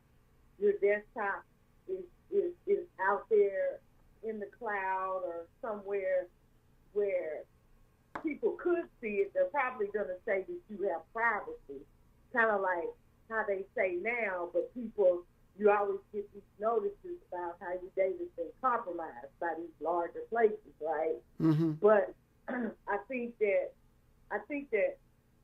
hope that that's not where this is leading. Mm-hmm. Like, okay, we don't have, it's not cost effective. This is this other way, but ultimately, all of your information is out there for a larger company, which could compromise your data and or use your data, but to have control over all the data that you put or that you produce using the technology. Does that make sense? Yeah, it makes sense. Let me tell you, I couldn't keep up with every step, along the way, but your initial premise and your conclusion sound right to me, because I got to tell you this, because at the end it works out this kind of way. So, yeah, somebody's going to be able to get what I got. And let me let me share this little story with you. Look, exactly, because the data is what these people have been fiending for to use. Yes. Yeah. But that's what they have been trying to get their hands on, and for the most part, they're having to pay for it now for people to share, and it's kind of like a sharing type situation. Yeah. But they're having to pay for it. But I think where this is going to make this scarcity come about, I don't know. I'm not trying to come up with conspiracy theories, but I think if there was one, that might be it. I think about being alert, because now let me show you something. Like what I'm about to share with you, I was going to have this conversation with you later, in case we talked about it Friday, in case it came up. But I just discovered it yesterday. I had this website that I went ahead and got. It's called Aging While Black. I get a thing from a caller. I mean, not a caller. Somebody who says, "Look, I purchased your book, Aging While Black, and it never came, and I paid $41 or whatever it was, right?" Is that? But here's the funny thing, right? Not the funny thing. I got to talk with them because I don't have a book out. And if you get anything from anybody saying that I got your new book, Paris Eley has a new book called Aging While Black. Aging While Black. It is totally hype. It is totally hype. It is not true. Now, I've been working on doing a program, Aging While Black, so I needed a placeholder there, which may be more information. Maybe that encourages somebody, but at this point I don't care, because it's an idea that was given to me, and the universe will give me more. God will give me more. Yes. But this just happened yesterday, and I said I wanted to share that with you. Because what I believe is sort of like, I guess the comparison would be, I'm Neanderthal in this computer stuff. I'm thinking certain things. It's like I'm reverting to what the old people used to be when the first time they saw cell phones. You know, it's like somebody gonna no, don't put it in there. Somebody else will get my somebody will get my stuff. Yeah. You know, they used to think back in the day, whatever you showed them that was new, they wanted to know how was it gonna take their money. You know, Right. so I'm sort of like I'm sort of at that point with this. So yeah, No, I agree. And Terrence, you by no way would be a Neanderthal. You are definitely a Homo sapien, okay? But look, while I got you though, while I got you, unless you got something you want to say, I want to ask you. I want to ask you about something. Sure. Because I thought about you when I saw it, kid. Look, did you see the co-chair of or did you hear about it? So I talked about it yesterday. I mentioned it. The co-chair of the SDA, the Democratic Socialists of America, the DSA, the Democratic Socialists of America. Are you? Yeah, I heard. It's a woman, right? Miss Romer. Yeah. Yeah, Romer. Yeah, I did hear. I'm not. Well, can I fill you in on it for a moment? You got a moment for me to just give you that, and then you can think it, and you can chop it up with it up with Stevens. I thought about you and I thought about Stevens. Okay, here's what it is. Democrats are worried that widely circulated comments from a Democratic Socialists of America leader outlining the group's priorities could become Republican attack fodder as the midterm elections draw closer. The unease from moderate Democrats intensified after Megan Romer, she is the DSA co-chair, was asked a lightning round of questions on Sunday during a Fox News interview about the organization's platform, answering true to several proposals, including abolishing the Senate and as a long-term goal, prisons. The moment has also circulated widely online and has been played up on other cable news network. Democrats say the interview could not have come at a worse time. Oh, really? They fear Republicans will seize on Romer's comments, you think, in campaign ads, much as President Trump's 2024 campaign repeatedly highlighted then Vice President Harris's past support for taxpayer-funded transgender surgeries for prisoners.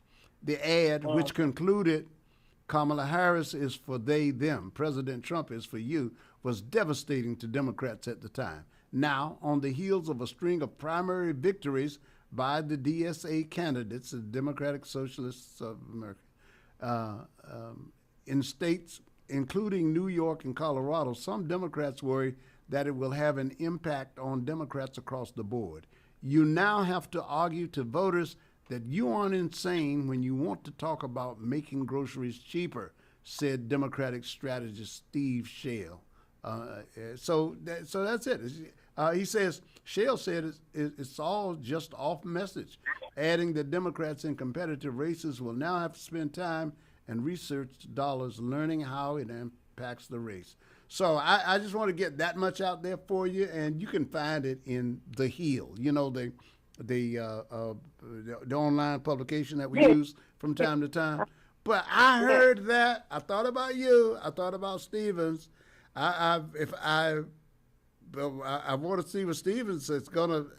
You know, I want to hear what they got to say about that tonight. But I certainly wanted to hear what you thought too. And because when I heard it, I heard that, and I couldn't believe that anybody politically savvy would agree to a lightning round of yes or no questions. Yes. In a campaign season. Right. No, you know what, Paris? I heard her. I did hear her responses because it's been on the news, right? Yeah. And I did think about Stevens and the conversation that he's having. I believe that a lot of this is maybe overstated. And the reason I say that, the response to it, is because a lot of people have, just the thought that I was communicating about, first of all, being more upfront, not playing the respectability politics, asking people for what you want, all of this. And so now you've got this Democratic Socialist being of the progressive side of what they're calling within the Democratic Party that's a part of the tent. I believe that Democrats for sure, and also I believe everyone in the country, given all of the things that are going on that are not working well, I believe that the jig is up. Kind of like Donald Trump's thoughts or just his whole approach is wearing thin. And I don't believe that saying something like that when the leader of the Democratic Party, somebody could come out and say, hey, just like in the Republican Party, you got nationalists and all of this, okay? You may have people within the Democratic Party that have certain thoughts about things that they have in their mind. It doesn't mean that that's who we are as a party and what we want to do. We're not. This isn't a white nationalist point of view. You get what I'm saying? Sure. Where we want to get rid of people and do all these horrible things to our citizens. We're saying this is a point of view about the city, about how the government is set up, and different things that in her mind, totally different from white nationalism, right? What I'm saying is, I think most people are intelligent enough to understand or have heard the played out, like you were playing Dr. Fauci earlier. You were making that point about how all of this theater is taking place. You are bouncing in and out. You're bouncing in and out. What do you got? Your playlist in the background? You over there dancing? You over there dancing? But yeah, I just think that that's her point of view. She's running for office, whatever. But the Democratic Party, I believe, they're creating a lot of the people are creating issues within the party, but I don't believe it's any different from the Republican side. But you know what I think is here's the thing, Lydia, and then I'll let you answer. Here's one of my concerns would be the message is going to cost to counter.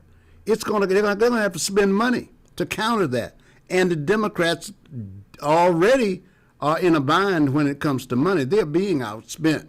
They're being swamped tsunami-wise. So if you got commercials out there running, they can afford to run those things as many times as they want. And the Democratic Party has seats that they're contending for. They're on the back foot. And they need every dollar that they've got. And this is just another attack for them to have to counter, because they're going to have to answer it. And fortunately, what I think is a bright spot is that I'm hoping that the independents won't be as lured by that argument, because I think they, from your lips to God's ear, I certainly hope that's right. I mean, they are paying attention to to tariffs and to the cost of food and to the deregulation. I think they will see it for what it is. They will see it for what, as a distraction. But she did, and I believe they will. She did the party no favors by doing that. That's one thing. But you talking about the cost and all that for them to counter it. I mean, when they're at rallies or town halls, they need to speak to this, and whatever commercials they were going to do, work that in, because Donald Trump was calling calling everybody communist before this lady came out anyway. Yeah, you know, no, so that was already the narrative. Yeah, it was. But see, it sounds like when you attach her position to what she said, she's the co-chair. She's the co-chair. I So, get you, and right.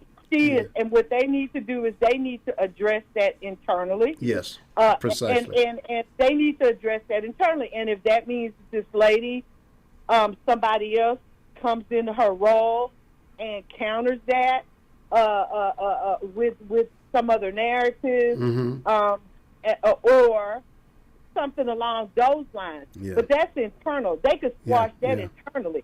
They're causing. This is like they always say Donald Trump does, self-inflicted wounds. Yeah, right. So there you are. There you are. She's out ahead of her skis. She's out ahead of her skis. She's out ahead of her skis. Yeah. So they just need to internally decide, hey, look, maybe you need to take another role because, this is not what we're doing 3 months before the election. Yeah. And just move on from there. Yeah. And say, hey, we have a big tent. But this is what's on our platform right now, and this is what we're doing. So I think that's easily squashed. Now, these GSA people, I mean, how large of a contingent, and that's a question for Stevens, how large of a contingent actually are they? Mondani and all of these folks. And El Sayed, Abdul Sayed. But I'm saying they aren't the majority of the party. They are not. Well, you are correct about that. And then those guys handled themselves and those kinds of questions. In the case of Saeed, he has a record. He has a record to stand on, and he's running on out of those Michigan. Folks are not making those same points. Right, they're not. What they need to do as a part of this internal situation is speak to those individuals and everybody get on the same page. Get they say get in the same hymn book. And move forward from there. But it's a self-inflicted wound, and I think if Democrats don't get out there and address it internally, and then I don't see it having to cost them tons of money to address that. And I think people are just so fed up, like you say, independents and others, that they are not going to, it's just, I mean, you can see the other side and what they bring and this, and I think people will be moving on. We'll see. I certainly hope that's the case. I have my doubts about it because I know how overpowering money can be in a marketing program, which is not to say you don't. Yeah. But I'm talking about when they redouble and it's millions out there, and I've seen them rehabilitate some pretty offensive things. I have not seen that story. I have not seen that story out there like. Since she said it, they started putting it together. I would almost guarantee you on a bet that somebody's in the editing room. The Polly Barker Paris.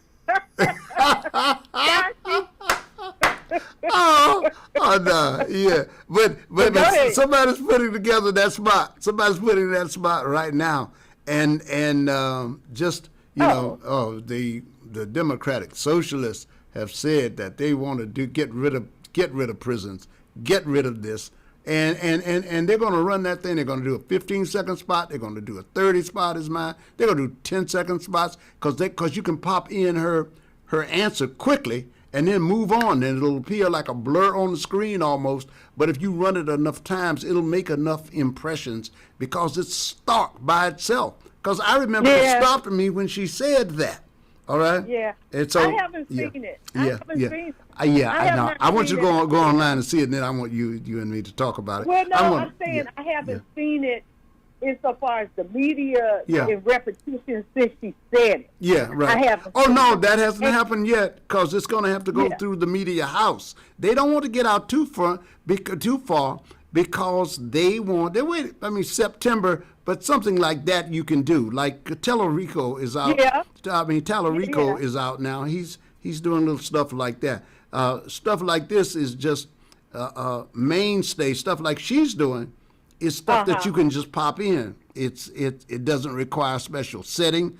You don't have to build a commercial set around it. You don't have to have people in the background. All you got to do is find some B-roll footage from somewhere else with her voice over it, saying, they'll show the riots. They'll show the riots, and they'll talk about crime, and they'll connect it to the fact that she wants to get rid of prisons. You know what I'm saying? So I totally understand, Terrence. We don't want you putting together the spot for them, okay? I hear you. You know. You're all right. Yeah, I get it. Yeah. But I will say that midterms history is on Democrats' side insofar as incumbency and the other party and who takes over, and so history is on our side. We just need to get out there and vote. Yeah. Period. All we need to do is get out there and vote. All right, Lydia. Okay. No, go ahead, dear. Yeah. See you later. All right. Go ahead. Anything else? Yes. One more thing. Yeah. Gina Hinojosa on Friday, and she'll be on to talk to us. And also, it's interesting that you said something earlier about the unions. And I did the segment last week with Houston City College and their apprenticeships and the money that they receive. Okay. I have a union organizer that's coming up as well on Friday. James Ferguson with the IBEW number 66. So he'll be on to talk about unions, the apprenticeship that he's involved with. And so good conversation around that as well. You're the best. You're the best. That's good. I love that. So we'll be able to. I haven't seen Gina Hinojosa on a lot of commercials or just in meetings. Well, they're going to open up in September. That's what they're going to do. They're going to get their time buys. Now the thing is, though, this happens also. You got to get your time buys in early because you can get bought out. You can get blocked out because the stations make their schedule for running things, right? And if they don't have enough spots, you don't get in sometimes, Okay. And the spots are going to be very expensive. They're going to go up because supply and demand again, That's right. So, That's right. All right, dear. Get in there. I'll talk to you later, Ted. Okay, dear. Bye-bye. All right, bye-bye. Well, what's going on? This time I know who's on. Hey, what's going on, Texas Mike? Way to promote your own show, babe. We should, everybody. If I was in your position, like Paris is a pro, man. Oh, boy. What I call it. Look, reading the tea leaves and knowledge, ladies and gentlemen. Everyone can read the tea leaves. Even loudmouth Texas Mike, okay? And by the way, good point on the money aspect of it. Some guy named loudmouth Texas Mike brought it up before. It's nothing new, okay? Captain Obvious. Obviously, money matters, and this isn't something new, okay? Paris has been around a long time, and the timing is everything. But the masses can be led. This is how we're absolutely. And the advertising now, I've heard it, not just politics, anything. And if you listen to this show long enough, it becomes your identity. How crazy is that? No, reading the tea leaves, and we all get to do it, but stay away from gambling. Don't bet your life on you reading the tea, whoever you are. I'm talking in general. Good advice right now. And the opposite knowledge. Look, I'm retired. I got more time than Lydia and Bo and Paris because they work for a living. Although they love their work. If you love your work, what's the saying? It's not work, right? But no. In terms of I have. More knowledge, and I double check it, I fact check it. But what good? It's not knowledge is not necessarily power. It's knowledge that you can do something with it. Okay. Yes. Otherwise, big deal. Now I know how this works, Bo, and thank you. And I can double down on it, look into it myself. But if I can't control something, oh yeah, that's good that I know this. But and Paris could make my point for me even better, as I always say. Okay, but so it's good. It's good to know this or that, but it's implied, applied knowledge that really is power. It is. If you have, if I know something, but I can't apply, but if I know somebody's going to win in sports or in politics, now you can gamble on anything, like the other caller said. So I can make money on it, and it's a capitalistic system, or I can try and influence other people. Look, I know this for a fact. I've researched it, and now, but it's up to them to. You can't make the horse drink the water, right? And some people you can lead them there, but you can't make them drink, right? Yeah. Right, and some people, and applied knowledge, until they apply it, I can talk knowledge all the way. But look, yesterday, I wanted you, to be honest, to defend Junior, okay? That person that called and brought him down, I honestly didn't like it, Paris, and that's honest. I understand. I understand, but Junior, I know. No. Hold on. I got to do this, and you can help me out here. I just need you to. I need you to hold on for about 2 minutes. Okay? Hold on. Let me get this done.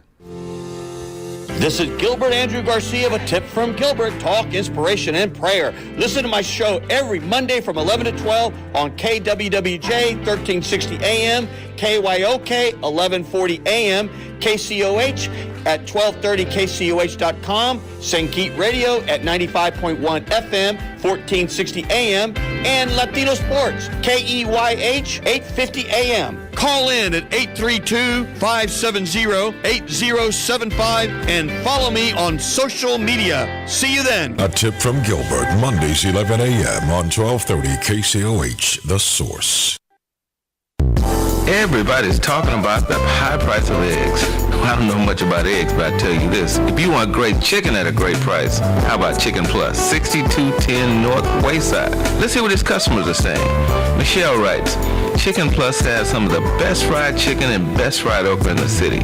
We stay about 45 minutes away, but the drive is definitely worth it. E. Max says, the chicken is seasoned so well and every bite has a special crunch. It's my go-to chicken spot when I want homemade fried chicken that's always good. Now that's what I'm talking about right there. Great fried chicken, okra, rice and gravy, desserts. You're going to find it all at Chicken Plus, 6210 North Wayside. You don't have time to make the drive? Hey, no problem. You can order Chicken Plus on DoorDash and Uber Eats. You better do what you got to do to get your hands on some of that great fried chicken, the best fried chicken in the city.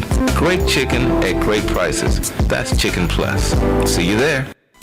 Are you looking for a pharmacy where you're more than just the next person in line, where the pharmacists are friendly, willing to talk to you about your prescriptions and over-the-counter medications, where they make deliveries to customers in the general area? Then you need my pharmacy of choice, Mercury Drive Pharmacy, 918 Mercury Drive, right off of I-10 East, near the 610 Loop. James Muldrow and his staff are there to serve you. I've been a customer for over 37 years. The insurance companies have tried to steer me to the corporate pharmacies, but I prefer Mercury Drive. It's a staple in East Houston, serving Fidelity, Jacinto City, Pleasantville, Fifth Ward, North Shore, Wood Forest, Galena Park, Channel View, offering free delivery to those areas and others. Most insurances are accepted. Mercury Drive Pharmacy is open Monday through Saturday for your convenience. Phone 713-674-6122, 713-674-6122. Mr. Muldrow and his staff are happy to serve you. Mercury Drive Pharmacy, 918 Mercury Drive, south of I-10 East. Forest Industries Irrigation is now Aquamatic Irrigation, and Michael Von Williams is still your point of contact. Michael has over 27 years experience in the irrigation industry and is licensed and insured, but he now has additional support. So if you have a lawn sprinkler system that is no longer operating properly, or you're tired of lugging water hoses around, call Aquamatic Irrigation at 346-476-9065. If you don't have a lawn sprinkler system, give Aquamatic Irrigation a call to have your automatic lawn sprinkler system installed. Enjoy your lawn and improve your property value. In order to keep your lawn and landscaping in excellent condition, Aquamatic Irrigation also offers routine maintenance programs to check the system for leaks, proper controller settings, and sprinkler head alignment. Call Aquamatic Irrigation, your sprinkler company, 346-476-9065, or visit our website at www.aquamaticirrigation.net. We are the source right here with you. I am Paris. Good morning to you at 16 minutes before the hour. Texas Mike, yes, go ahead. Go, all right, buddy. All right. I'll wrap it up. You got to hit the spot. Man, in my next life, I'm going to be you. I love your show. And you do a great job of balancing act. Thank you. Whether it's with the callers or even when you're talking to another host. Yeah. But you were talking about, I do want to return to a couple of things because I did, I'm going to extend this to some extent because I did want to talk with you. I wanted to make an observation, and I'll get to it in a moment, and I think it'll enlighten hopefully all of us, okay? But however, I want to hear coffee. Yeah. Coffee always calls. Yeah. Well, we will get coffee in. Yeah. Okay. To Michael's show. I mean. Sure. But sure. last but not least, look, I heard it from him, ladies and gentlemen. Asian while black. He's 80 years old, man. So you always keep learning. Believe it or not. This week I hired an RD, a registered dietitian. Oh, I love it. Great shape, okay? But I want to get better, okay? See? And I go that's with good. people that know. I don't know it all, ladies and gentlemen. Man, and there's people who do that for a living. I still talk with people. I have to get, it's like certification, getting recertified. I have to talk with these young people. I have to go. I'm online. I'm there watching Cult Figure. I'm there watching, watching OG Murder. I'm over there watching Poetic Flacco. Or No Jumper with Adam. I'm watching all of these things. I'm looking at styles. I'm looking at formats. And I'm over at MS Now. I'm over at CNN. I'm over at the different talk shows and all of these things, So here's the deal, though. Here's the deal. Mentioning a caller who, because, see, it's sticky with me always. When you got to remember, when we start mentioning names, then I, as a professional, feel a certain obligation to have people answer. But once I start answering, once 4 or 5 people get involved, or even if it's only 2, if it turns into a conversation with 2 people who call back and one's got a beef and the other's got a beef, it turns into Jay-Z and Dame Dash all over again. You know what I'm saying? It's just another version of that. And you know how to work the thing. And the other thing, one of the ways I know to counteract that is to say to guys, the same thing that they heard from their parents growing up. I mean, the truth is, some things you gotta be prepared for. You're not gonna always get the last word. You're going to, and if you put an idea out there, look for somebody to criticize it. In politics, they call it having the stomach for it. Now some things I don't have I choose not to do. I certain arguments and conversations, I just move away from them. But I get criticism every day. I mean, that's what you do in our business. You can look for somebody. I mean, that's what you do. When you write a book or you compose a song or you do almost anything, really, but I'm just speaking of the things we see. You make a movie, you do whatever. But to do what we do, to open this microphone and then put your opinion out there, you damn well better believe there are people who want to see us sometimes. They want to cross the other side of the street if they can. They don't want anything with us and to do with us. And some people will let you know this. Even if they don't know you, they've got something against you and will snub you deliberately. No matter how non-threatening you try to be, you go there, you stick out your hand. Hi, I'm Michael Harris. Hi, I'm Ralph Cooper. Hi, I'm Don Sam. Hi, I'm Paris Eley. Don might get a better reception because people love music. All right, so he's got a better chance. But then there are some people out there who are so salty. If they're gospel, some of them, not always, of course. It used to be true more in the day than it is now. But if people like gospel music, they'd wonder how they didn't want to get contaminated by you. Now I really lived through that. Sounds like an exaggeration, but it's true. People thought, oh, he's playing that devil's music, you know. And then when you open your mouth to state an opinion, you gotta be ready for blowback. It may not always seem fair. It may not always seem fair, but actually, it is like the unseen tape. There were other things that were happening. So if you're talking, not just on this station, but other stations, and it's like almost pulling up. You pull up and somebody's there that you heard say something about this station. And so you said, well, you know, I'm going to speak on this. I'm going to speak on this now. And that conversation, as far as I'm concerned, was a healthy one. And I try to keep them from getting unhealthy simply because I want my brothers to be, my brothers and my sisters, but brothers in this case, look, you come on, you say something. Somebody else sees it differently. They say something. All right.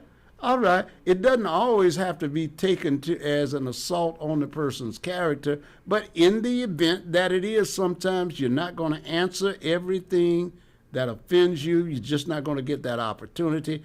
That's the way it is. I mean, come on. I went through 60-something years of this. I don't mean you come on. I'm saying, I mean, I don't know any other way to respond to it. You cannot respond to every insult, and you certainly can't expect a radio station or a broadcast station to allow you to say, oh, they said this about me, so this time I got to say that. And he goes, what am I, 6 years old here? What am I, operating a day school? A daycare center? No. You know, you guys, I mean, they have to live.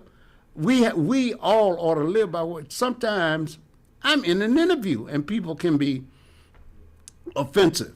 I bite my tongue a lot of times, you know, particularly if it's somebody they know I'm on the other side of the fence, and they you know, no matter how, you know, so it's part of it. It's part of the job to me. I don't expect everybody to act like that, but once you do say, hey, I want to be on the air, and you are responsible for your comments after that. Now, if somebody else comes in, if they are not verbally abusive to you, but they say, I don't like what so-and-so said. I don't even understand that thinking, blah, blah, blah, and blah, blah, blah. I let them go out to a certain extent, but then I try to reel them in because I let them get that out the same way the other person got their thing out. You know, it's sometimes we can't hear ourselves. We invite certain responses sometimes. You got to know what territory you're walking in. And I respect all of you who say, well, you know, I'm not going to not be me. I do. I respect that. I leave room for you to be you. But be prepared, though, when somebody else says, you know what, well, I disagree with that, so I'm going to be me. I'm not going to cuss. I'm not going to do this, but I'm going to speak mine. You got to remember that it is what goes around comes around. You know, so I'm trying to pass out the time fairly. That's all. But it's all, look, man, it's all about maturation and growth. So I'm through with that one. That's my last explanation on that. But look, you got to have thick skin, right there. Yeah, that thick skin. That's just the term I was looking for.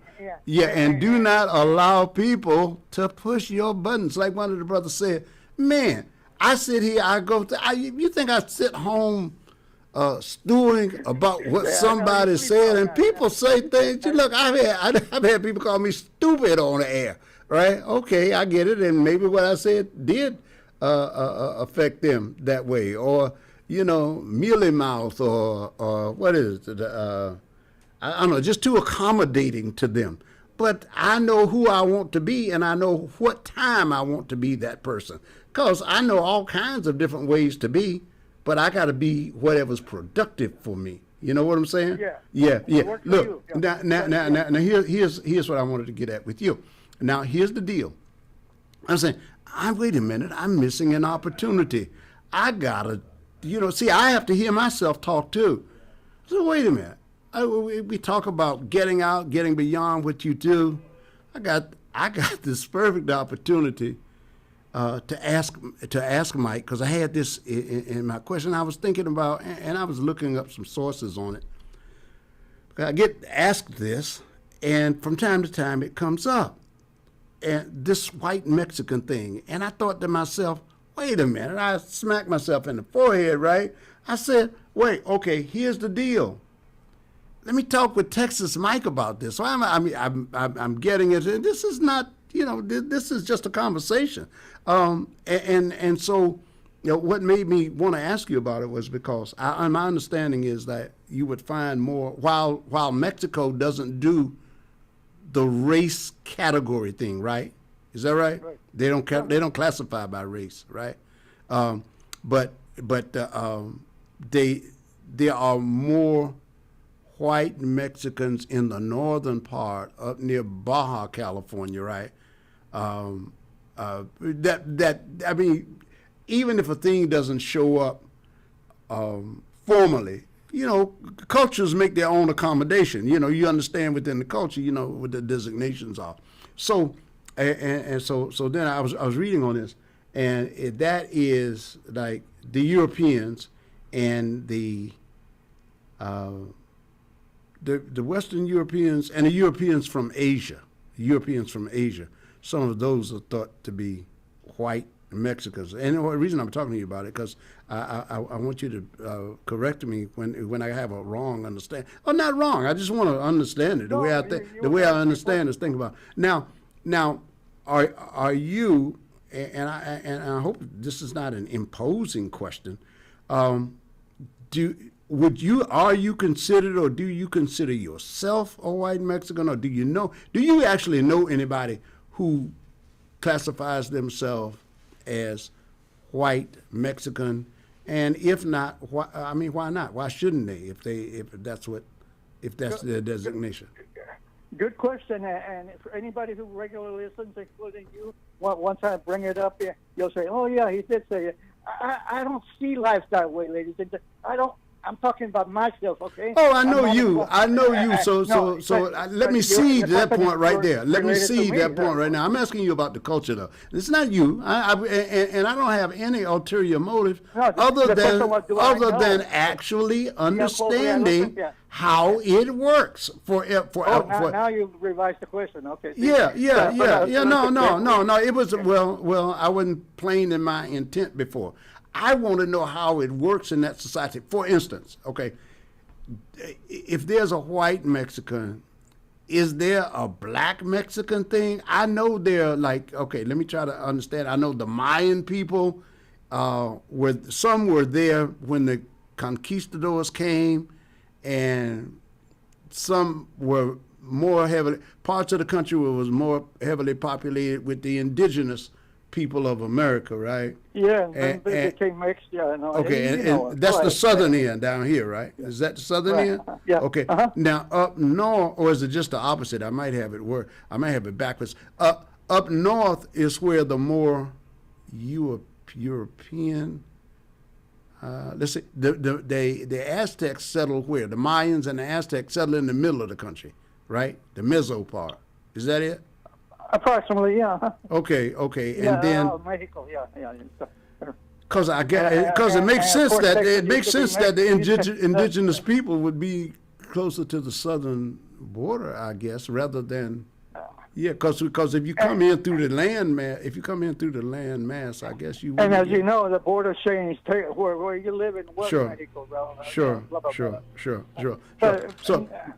So is there a name? So they are called mestizos, right? Is that what the mestizo means? It's like European Irish. I know what was surprising to me.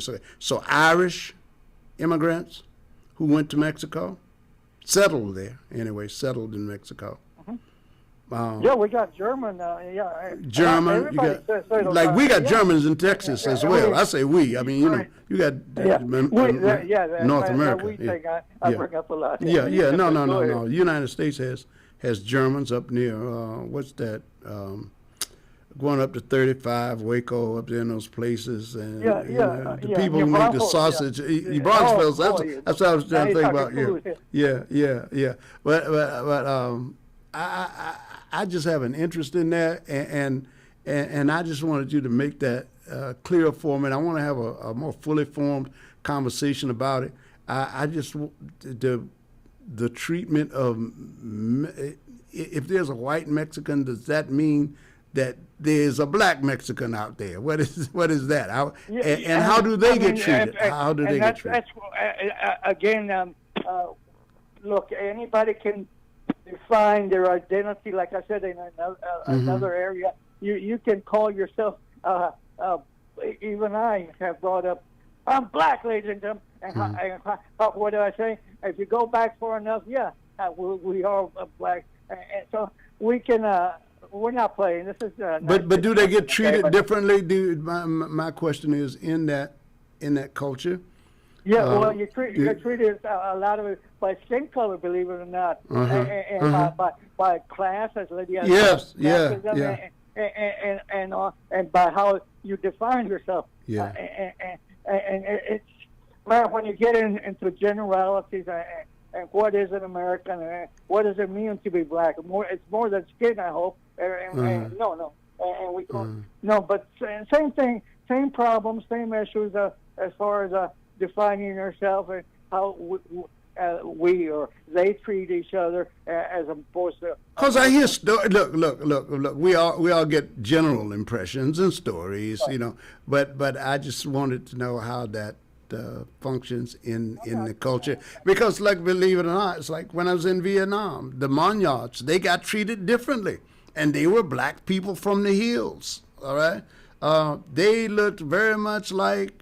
At the time, we used to call Negroes in America, and they were up in the mountains, and people just didn't like them. They were ostracized, and I guess it was both a matter of they say it's a caste system, so it's by class, right? But really, when you see people of a different color, sometimes that's when you put them in the other class. Exactly. We tend to stick with their own kind, and our own kind, whether it's money or looks or color or how crazy is that when you really think about it? But I went there with this.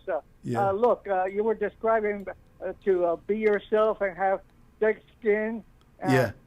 You're describing, and I'm going to leave it with this. You're describing my guy, King Trump. I gave you a guy. I gave you guys a hearing this morning. Okay, I gave you guys a hearing. I gave you your side of hearing. Okay, all right. Let's hear from Mr. Cox. Thank you. Okay, bye-bye. all right. Bye-bye. I got to get my guy Michael Lawrence Harris. Michael's going to be here in a few. I am Paris. We do. Thank you so much. Let's get to, we're going to set the stage for Michael Lawrence this morning, and we'll be here with you, ladies and gentlemen. In life's most difficult moments, comfort matters. At Lord Edward Memorial, we believe every life is a blessing worth honoring with dignity and care. With a combined 60 years of experience, our compassionate staff walks beside your family with faith, respect, and understanding. Lord Edward Memorial, serving families with grace, compassion, and heartfelt care. Visit us at 6677 Rookin Street, Houston, 77074, or give us a phone call at 346-446-6675.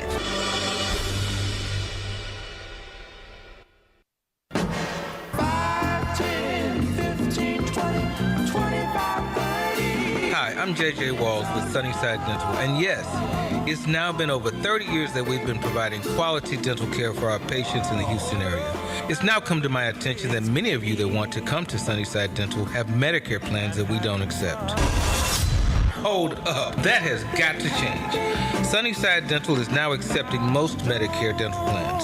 WellCare, Liberty, United Healthcare, Cigna, Kelsey Care Advantage, Amerigroup, Aetna, and many more. We're getting on board. Call Sunnyside Dental at 713-738-1999. If you have Medicare and would like to receive the personal touch provided by Sunnyside Dental, call us at 713-738-1999. We look forward to helping you achieve the smile that you can't wait to share with the world. Got Medicare dental benefits? Call Sunnyside Dental 713-738-1999. Gonna keep on trying till I reach my highest ground. And now, a message from the Future Frequency. Young voters, Gen Z, and millennials. If you're ready to make your voice count, here's how you make it happen. First, register to vote. It only takes a few minutes. Just look up your local election office and follow the steps for your area. Next, verify your information. Confirm your name, your address, and your polling location so nothing slows you down. And don't wait for election day. Vote early. Pick your day, pick your time, and skip the lines. Make your plan to vote early and vote to be heard. The future is live right now, and you're the frequency. Then we gon' be alright. This message is powered by Diversity of Thought and proudly sponsored by 1230 KCOH, The Source. Everybody's talking about the high price of eggs. Well, I don't know much about eggs, but I tell you this. If you want great chicken at a great price, how about Chicken Plus, 6210 North Wayside? Let's hear what his customers are saying. Michelle writes, Chicken Plus has some of the best fried chicken and best fried okra in the city. We stay about 45 minutes away, but the drive is definitely worth it. E. Max says, the chicken is seasoned so well and every bite has a special crunch. It's my go-to chicken spot when I want homemade fried chicken that's always good. Now that's what I'm talking about right there. Great fried chicken, okra, rice and gravy, desserts. You're going to find it all at Chicken Plus, 6210 North Wayside. You don't have time to make the drive? Hey, no problem, no problem. You can order Chicken Plus on DoorDash and Uber Eats. You better do what you got to do to get your hands on some of that great fried chicken, the best fried chicken in the city. Great chicken at great prices. That's Chicken Plus. All right. Don't put that chicken down, Michael. Don't put that chicken down. Don't put that chicken down, son. Don't put that chicken down. What's up, Michael Lawrence? Harris, how are you, man? I'm okay, Paris. Elijah, Eley, how are you, man? Man, I'm Gucci. Yes, I got you on. You've got Yvonne by your side, and your family's intact, and you've got Alessandra and the grand dogs there. So we're all happy. Oh yeah. I'm in heaven. Yeah, man. Yeah. Well, the one thing I can say is that the dogs like me, Yvonne tolerates me, and Alessandra, I don't know about. I'm betting she loves you. My money is on love from Alessandra, no doubt. Well, people love in different ways. No, that's true. that's true. And I think, excuse me, I think that's my stop right there. We're coming to my stop. I think this is my stop. I'm stepping off right here. Yes, indeed. Yes, indeed. Yes, indeed. Yeah, because Alessandra loves to tell me about my shortcomings. Yeah, well, I know. Yeah, I understand. And I love to tell her to get out. Oh, that's good. That's good. So it's really made in heaven. That's right. Yeah, leave me alone. Michael Jackson had a song by that title, didn't he? Leave me alone. I think, Mike. There's so many. They were releasing so many Michael Jackson songs now. I've lost memory of the titles. Oh. Yeah. Some. Oh, okay. Yeah. Well, Miss Harris is probably listening because I just got a text from her, so I guess I better be nice. Huh? Yeah. Your texts come with instructions. Yeah. We have Xfinity now, and Xfinity has a lot of stuff that the other one didn't have. Mm-hmm. And they send all kinds of messages about where you're traveling to. I think my daughter probably had all that stuff, hooked up to find out where Daddy was going. Daddy ain't going nowhere. Yeah. You know, yeah. he's not going anywhere without mama. Yeah. And if daddy went somewhere, those days are way, way, way, way behind old dad. He's an old man now. And they're beyond past the rearview mirror. You got to stop the car to actually look back to see how far those days are. Those days are beyond the horizons, right? Yeah. Mr. Pretty Mikey is not an old coot. Yeah. Sometimes I wish I were bald like some of you other guys. Not talk about you, Paris. You still have something hanging on. Yeah, and that's almost embarrassing. I hear the follicles talking to one another, going, why are we hanging around here? Nobody's coming back. Nobody comes to this place anymore. Oh, boy. Well, I want to wish everybody out there who's celebrating a birthday today, happy birthday to you. Yeah. Happy birthday to you. I cannot sing, but I was in the Daniels Gospel Singers. They just kept me in the back, Barry. Oh yeah, I know that. You look in the Eley family. They didn't keep me in the back. They kept me in the back room. All right. Well, I guess it's time to do what Jermaine Jackson sang years ago. Let's get serious. Let's get serious. Yes, indeed. Yes, indeed. And I do want you to know you got some callers waiting. They line up for you, man. When it's noontime, they line up. Okay, just so you know. Just so you know. Okay. Well, let me be nice. Herman Haley did do a post, and I was thinking about trying to share that post, but what was said in it. Maybe Haley will call in today and share his post with us. Oh, that would be nice. It'd be great to hear his voice. And regards to him and Miss Jackie. Yes. Oh yeah. Yeah. They're a super couple.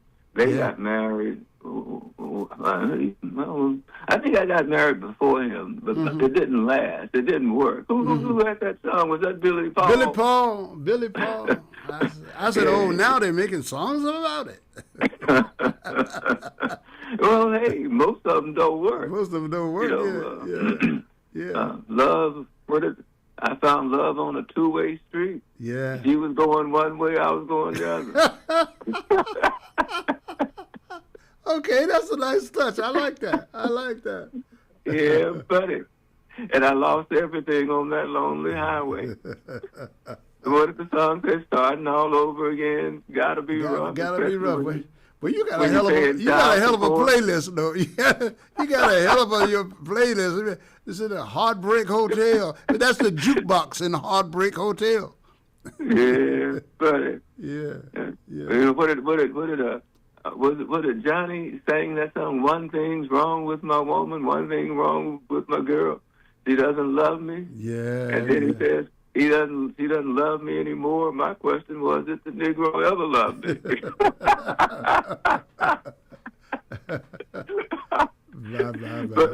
But one thing I tell you, Polo loves me. Polo's right here by my side. It loves me too. Yeah. So my granddogs love me. At least I'm sure of that. Yeah. And I think I was going to fry me an egg. I think I left the stove on. I smell the pot about it. Let me go over and cut this off. Yeah, go ahead. And burn my house down. Yeah, please. I don't want to have to send X and the fire team over there. I don't want Xavier to have to go over there with the fire team, man. To see what's happening. He's. I was getting ready to fry me a couple of eggs. They say eggs are not good for you, but it was something. I am a caregiver. Before I can do much of anything for myself other than put on my clothes, I have to make sure that Yvonne, has her medicine and her food. Of course, the dogs want their food and to go out and do their business. I feed some stray cats. I have to answer all of Crystal's questions because she calls to make sure her mama's right every day, but she calls me. And by the time it gets time for me to take care of myself, once I take my medicine and get set up and try to, see what's going on in the world, it's time already. I'm an old man, Paris. Really? Well, being a caregiver is not the easiest job in the world. Yeah. I almost feel like a mama, Sure. Except that she's my baby in a different way. Mm-hmm. And so she's a grown old baby now. Yeah. But I love it, man. I hear you. That's love. That's love. Yeah. Yes. Yeah. All right. Well, I know the callers would love if we get to them. And I don't have I have some stuff on my mind, but I don't want to talk about it today. I want to hear from you. Okay. I want to, who says that? I want to know you. I want to,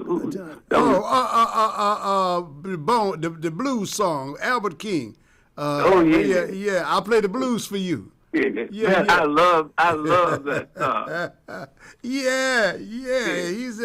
He said, where you live? No. Forget about that. I want to know you. Yeah, I bet you do. And your address. I can get the address later after I give you 3 or 4 bottles of this hooch I got here. Let me get to. Let me guess. It must be about alter ego showing up. Hey, all right, caller, you're on my guy, Scotty with Michael Lawrence. I'm a fortunate man, ladies and gentlemen. All right, go ahead. Hey, good morning, guys. Good morning. Of course, it's a Stone Soul picnic happening with all this music. Michael did make that song, "Leave Me Alone," Michael Harris. Michael Jackson did make that song. It was during that time when everybody, the press, the media, everybody was trying to come at him for different things. And Mike just say, just leave me alone. Just stop dogging me around. Well, it is sad that so many of my favorite singers have gone away. They have gone on to glory. Some of them may have gone on to hell. Who knows? But we're going to hope that everybody has a positive home going in their lives. Maybe, hopefully, they repented when they realize that the life they live. So, but my thing is about the Michael. Michael's he's my generation of guy. We're the same age, born the same month, everything, right? So, and I see a lot of clips on Mike, and that movie that they had was a fantastic movie. The movie was called Michael. It wasn't called the Jackson or the Joe Jackson Show or anything. The movie was about Mike. So about Michael Jackson. So if you didn't see it, everyone should see it. It was a great tribute to the legacy of Michael Jackson, and maybe Paris could expand on this. How a lot of time Barry Gordy saw what was in Michael Jackson when they first started working for Motown. How he gave Barry Gordy gave a lot of songs that was for other artists to go to the Jackson 5. Paz, were you involved around that time? No, that was before my time. I was here at KCOH then, actually, when the Jacksons finally broke. Yeah, that would be like in the 60s, I guess 67, 68 or something like that. Yeah. But it's a common thing when you look at a company that has a lot of in-house writers. They give their artists, they give it to different artists, and hoping that somebody gets a hit out of it. You saw Gladys Knight with The End of the Road. I mean, you saw Marvin Gaye and Gladys Knight with what was the song?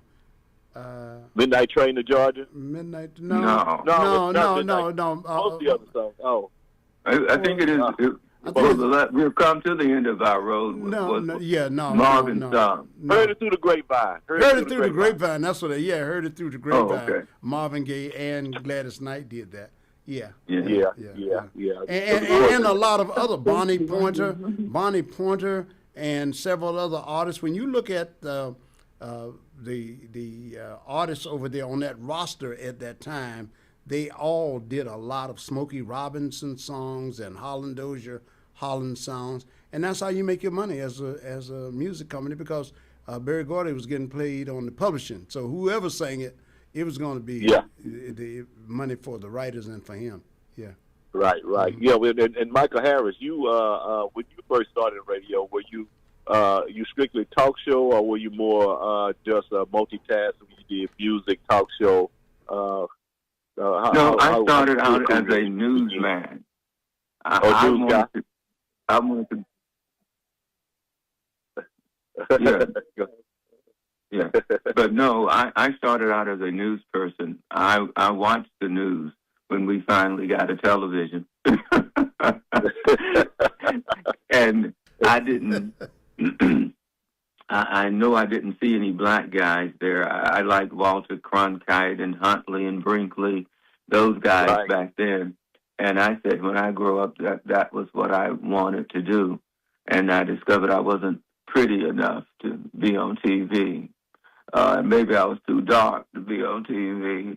And so I said, well, radio, like they said, farm living is a place to be on Green Acres. I guess radio was the place for my face. Well, Green Acres definitely didn't have anybody look like us over there. Well, look like me. I'm a shade lighter than you. That's why they call me red. So, so we ain't have none of them. We ain't have no red guys over there either at Green Acres. So, but was Ed Bradley? I'm pretty sure he was around when you were doing the news, also, right? When he partnered, right? Didn't he start in Houston? Not that I know of. Max Robinson. I Max Robinson. Max Robinson. Yeah, he was here local on Houston Channel, right? Max was originally from Virginia. Well, he wasn't originally. Yeah, he was. He was from Richmond, Virginia. I do know he did the news somewhere before he came out of Richmond. But he wasn't here. But his brother was prominent too. What was his brother's name? Randall Robinson. Mm-hmm. Yeah. And I did have a chance to interview both Randall and Max years ago. But I don't have my tapes from that, though. But I have a great one with who was that Supreme that I thought was prettier than Diana Ross. Oh, Mary? Mary Wilson. Mary Wilson. Oh man, Mary Wilson. Mm-hmm. Oh yeah, I love my Mary Wilson interview. Mm-hmm. Ooh, I like that lady. Mm-hmm. But of course, I was taken already, and Mary's a little old for me, so I had to let it go. Yeah, but so I've been seeing a lot of stuff coming up with Michael Jackson, and the way Joe Jackson got those guys started, performing. Yeah. You hear a lot of talk that was Joe borderline abuse, or some people say it was abuse. But in my opinion, he wasn't abuse. He was. Say it again. Say it again. What to say? I said he was, according to his children. And I go back in the day when I had to go outside. When I used to be told that I was go get a woman with an extension card. Was that abuse? Yes, it was. That was. I didn't know the difference. I can tell you that. But I looking back on the day, did I get hit with an extension card? I don't think I ever got hit with got some type of discipline with an extension card. Now I may have got as I got older. I got the board, of course. I got that, and. But you think about, I guess it's a fine line, but you think about the way Joe Wade raised those boys. I mean, far as any criminal activity, drug use, and things such as that. Well, of course, Michael's situation is a lot different, but you don't hear anything about that in the media. And you also don't hear about how they say abusive people carry on being abused. That you still have that chain of abuse going on, and we didn't hear that from a lot of any of the Jackson kids when they growed up, that they abused their kids or anything like that. I don't know how true it was or not, but I didn't hear anything such of that nature. But I thought Joe, in my opinion, he maybe followed. He was doing what he had to do to get his kids raised and keep them out of any wrong path, so to speak. And I felt like I got the same treatment when I was growing up. But I don't feel like that they, when I was a kid, they beat the hell out of me. But when you think about it, I was like, well, they really did beat the hell out of me. I mean, hit me a couple of times, and I thought, and I stopped doing what they told me not to do, right? So, but, that's just my thoughts and just to comment on that. Well, we can't talk much about what we don't know. But Michael, did not like his daddy a whole bunch, and he did whip his butt. And I'll tell you, I got a lot of butt whippings when I was a kid, and no, I didn't like him. We had a switch tree. I don't know if you know what a switch. Of course, you better not bring a small one back. And so, I am not much on spanking. I may have spanked Alessandra once or twice. Michelle, I think I did once, and that once got me accused of rape. So, oh wow, yeah, yeah, obviously, extreme now, yeah. Not saying that you were extreme. I'm just saying that the concept of it. Yes, I understand. Well, no, she did not like the fact that I spanked her, and maybe her mama didn't either, because they both tried to get me locked up for rape. Yeah. Of course, I did not do that, and I wasn't much of a spanker anyway, because I didn't like the beatings I got. Go get a switch, get the switch. And my grandfather, if he had a rope, whatever he had next to him, he just picked it up and started hitting you with it. So I'm not big on corporal punishment. No, not at all. I may have spanked Chris once. Most of the time, I just took from her the stuff that she liked best, denied her, some, opportunities to go somewhere or do something. I'm not big on corporal punishment. Yes, I certainly understand. Okay. Well, I just want to bring that out there. Appreciate you guys taking my call today, and we'll be talking back with you guys later. Y'all have a good show. All right. Okay. All right. We want to thank you so much. Yeah. All right, Michael, you got another caller. You got other callers, I should say, not just one. Yeah. Okay. I wish the police would stop treating us like they're our daddies. All right. Hello, caller. You're on. Hey, how you doing, Michael, Uncle P? Yo, what's up, DJ? All right. What's up? You know what? I like what the caller just said. That went off. And Mike, I do understand that, but isn't it something that the way we were handled by our parents, it kind of prepared you for the world to come. And if you look at where we are today, now since a lot of us, we kind of like took that fight out of us. And if you look at our children now, man, they are jumping on and killing their own parents now. Unfortunately, there has to be a level of fear that has to be put into the human being for another human being, especially when it comes to parents. And just as you just gave an example, you didn't spank your children like that enough, but then one of them can accuse you of something that you know damn well you didn't do. What is the result of? How did that start? What is the root of that? And where's the where all I can give you is love, but you go ahead and you can smoke in front of me. You can sit up and call your mama the B word. You can do all that, and I would not touch you. Somewhere along the way, you have to have people, especially as parents, you have to be the moral authority in your home. But right now, the men, for whatever reason, you're not being treated as the moral authority in your home. What do you think about that, dear brother? Well, I think that in order to be that moral authority, we have to be moral. And I can't talk about other people's, behavior. But if you are a no good man or a no good woman, you really can't expect much from your children. You respect, can be forced, but it should be earned. I definitely agree with that. But then again, brother, I done seen times where men have been to all their children events. They're in the home with them.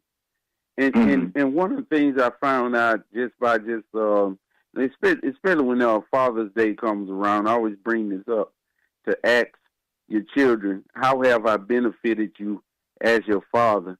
And then to see what kind of response that you would get from your children. And many men would tell you they get no response for their children.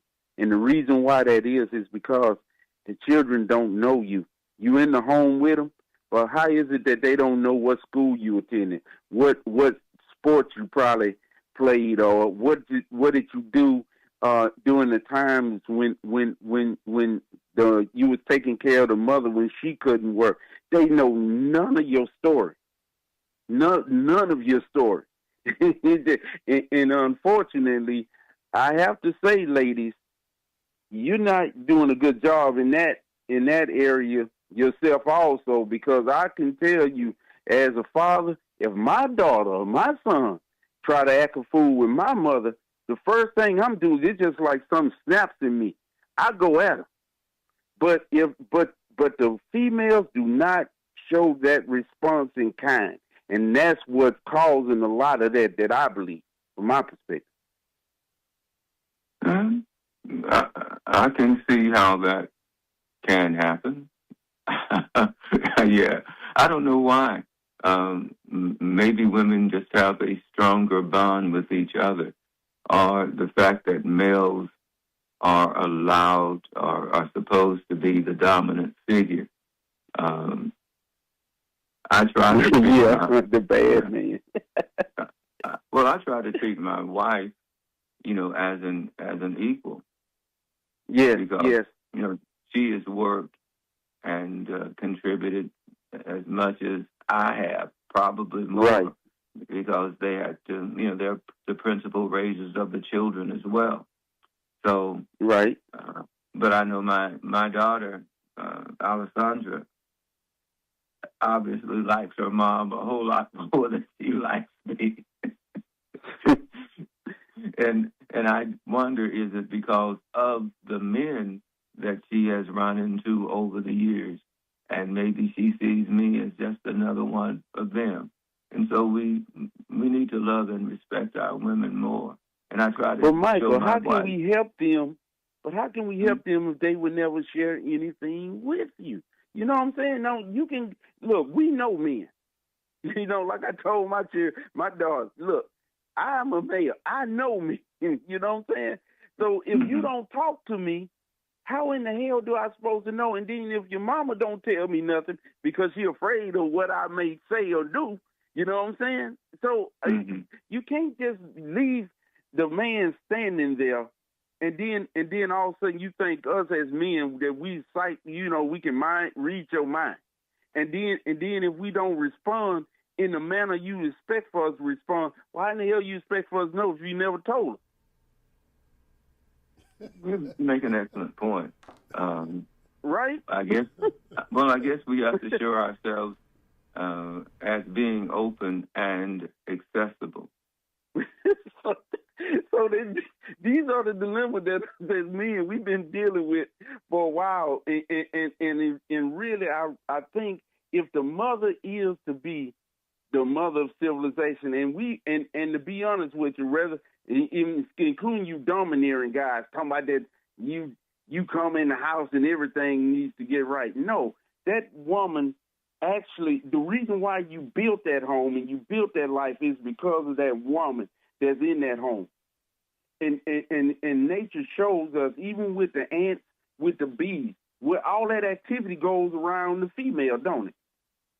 So if the female would would be like you say, Mike. Like I say, look, man, we're natural protectors. You mess with the mama, something gonna snatch her up. That just happened by nature. But if the mother is more stronger in that, because she's the first nurse, she's the first teacher.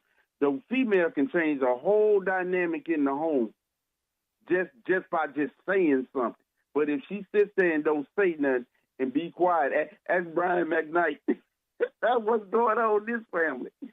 Stuff like that. If she sits there and she fall out of love with you, then those children gonna come right behind. But that's all I call and say. Well, you know what? You spoke the truth. I have to talk to my wife every now and then and ask her when my daughter is being very disrespectful, why do you just sit there and say nothing? I said, if she were talking to you that way, I'd tell her she better shut up and respect her mom. Tell me about it. Or get the hell out of here. Right? We don't do that. I don't know why. Well, maybe women feel that they are controlled by us or oppressed or misused by us. I've never been a woman, so I don't know how it feels to be a woman. Right. I know one thing. If I were a woman, there'd be no babies. Exactly.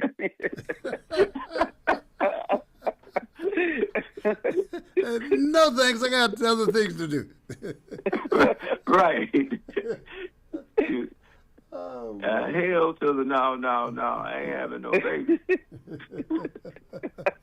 I'm telling you, man. Whoa, boy. That's why the womb is always to be reverent. Cause me, I tell you, man, I'm crying already because I got a pain in the back.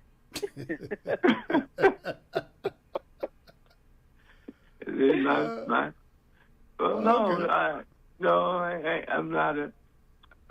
Somebody asked me that I want kids, and really, I never even thought about it. I'm telling you, man, a woman is I mean, she's very deep. One thing in the nation we're talking about a woman is that the secret of God is carried in her. If you really want to study the secret of God, study the woman and the function that goes on. Because if you look at we call the universe the womb, and she has a womb. Yeah. Study it, and then you'll find God in her. But hey, man, like you say, if you out there trying to be Mr. Pimp and go and be like a bee jumping from flower to flower, man, you'll never understand a woman. Well, I've always wondered, and I know this is kind of crazy, but I know that women have their, monthly periods. Yeah. Do any other animals do that? Or something? Yeah, well, some of y'all love catfish. What? Catfish have a cycle. Really? Yep. Paris, did you know that? No, I've made it this far without it. I'm good. I am good, bro. That's a bro conversation right there, bro. Play the game, care about the rules. I stopped checking up on that stuff a long time ago. Whatever they do, bless them, let them have fun. But I don't know about the catfish. Well, I just wonder in His creation, why would God have women have to go through that? Well, it's kind of just like with the with nature and the tree. Think about how the tree operates. Every summer, during the spring and the summer, it takes on new leaves. But then in the winter, it gets rid of the leaves just because it already used all of whatever was there, and then it drops the leaves. Then new ones come back in its place. It's just like a woman; she's always bringing forth new life, and also on another higher form, a woman also bring in new forms of civilizations as well. Explain that, please. Oh, because who builds civilizations? Man builds civilizations, right? Mm-hmm. So it always takes a different, a new type of mindset that will bring in a new civilization. And like I say, no matter how great Jesus was, he had to come through Mary, right? Yeah. And he brought in a civilization, a new form of thinking, of civilization. Same way with Moses, Abraham, Michael Harris, Paris Eley, same thing. Yeah, well, but he didn't have to do it that way, just like he created Adam and Eve out of the dust of the earth. He could have created other human beings in the same way. Well, I'm satisfied with him leaving me out of that. I'm satisfied with God. I'm satisfied with that idea. You can't call on me, voice in the night, Paris with you. Nope, I'm busy, sir. Give me something else to do. Give me something else to do. Don't assign me the baby delivery service. Well, but they came whole, remember?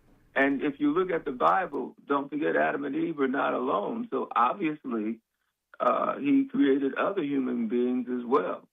I don't know why they. That's a beautiful point. Now I see where you're going. Okay, Micah, did you know that at the time of their writing of that Bible, did you know that there was nearly 5 billion people already on the planet? There's already 5 billion people on the planet. So if you go through the scholars always tell you that there have been more than 60,000 Adams and Eves that's already been in existence. So what is the truth in all that? Because see, the Bible does not go back, and I don't know why people do that. That Bible don't go back over 60,000 years. It only goes back to about 6,000 years. Paris kind of made mention of it the other day. So when people getting all up in arms and talking about that the Bible, this is how it is, it's supposed to be. No, the Bible is still a young book. And anything that man puts his hand on is going to be a tad bit corrupt. And think about it. And what kind of man you talking about?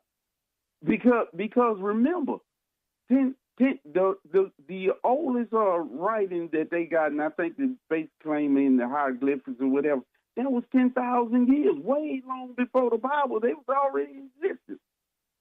So when you talk about the Bible and this is the only word I got to go on, look, brothers and sisters, you just a baby, and that's the reason why you speak baby language when you talk about it. Baby language. And you don't want to let nobody else in with anything that say like me in Paris, like we like talking about metaphysics every now and then. Don't you know some of the words that came from out of the metaphysics can be found back where those same words can be said about 1 million years before the time, your and my time, where we exist at right now. In some of the main words that you always hear from way back then, you always hear these same things. Man, know thyself. You heard it. Great-great-granddaddy heard it. You know what I'm saying? Yeah, even when you talk about the sun, what is the age of the sun? Don't you know, Paris and Mike, every last one of our foreparents saw that same sun as we are viewing that same sun today. You go back to your great-great-granddaddy, to the time of slavery, to the Romans, that same sun is still there burning. Yeah. I think Ray Charles said that lucky old sun, all it has to do is just roll around heaven all day. All day. Thank y'all for this truth, boy. Sometimes y'all just be letting stuff out of me. All right, man. We thank you so much. You so much. Okay. Hello, caller. You're on with the top jock. Michael Paris. Yo, what's up, X? How you doing? Brother? Good. All right. Hey, man.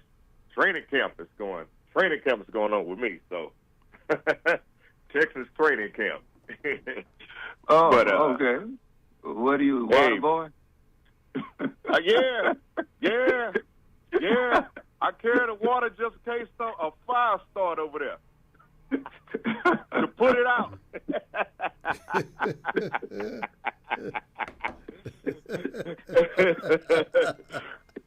I ain't letting no grown men hit me. I play touch football. That hitting stuff ain't for me. I'm a lover. Hey man, look, I played football, man, and shoot, I love to hit and I love to hit somebody, man. That's the good thing about playing football that I love about playing football is that for 3 hours I could change my mind into a hardened criminal. For 3 hours. My mind could turn to a hardened criminal. If I played offense, I wanted to embarrass you. If I played defense, I wanted to put you on the stretcher. Whoa. Oh my God. Yes, sir. That means I want to knock you out. Wow. I want the stretcher to come get you. Oh boy, I can hear that announcer now, ladies and gentlemen, playing felon football. Here's Xavier. Man, look. Hey man, look. Everybody who played football can tell you that your whole mindset changes when you get out there.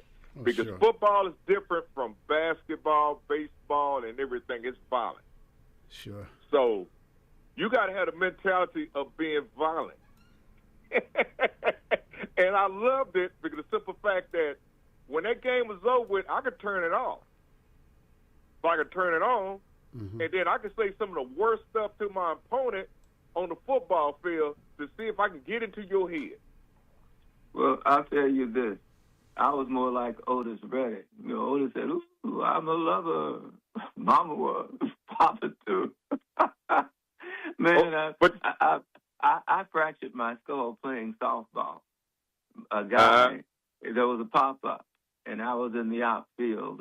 Maybe I was in the infield. I don't know where the hell I was. I ended up in the hospital with a 3-way fracture. So I hit some hard-headed boy. I think it was Donald Gray. I don't know who it was. But he ended up with a knot, and I ended up with a triple fracture and a broken eye socket playing softball. So I'm not into violence. Oh yeah. Hey, Michael. But here's the good thing about playing football. And when you said you could be like that on the football field and do good on the football field, and then turn to the lover man after the game is over. If you do good on the football field, you're gonna have some honeys waiting for you at the after game party.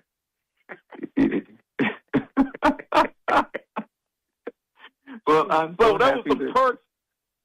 There was some perks behind that, but before time's run out. But what I want to talk about, what happened to beyond. You're talking about parenting and what happened to Bieniemy's wife and his son and everything about that. It just shows you, and this is not the first time this happened with an NFL coach and their children. He doesn't have to go that far because of Andy Reid's son. I think he's in prison now for DWI for killing a person or whatever he done.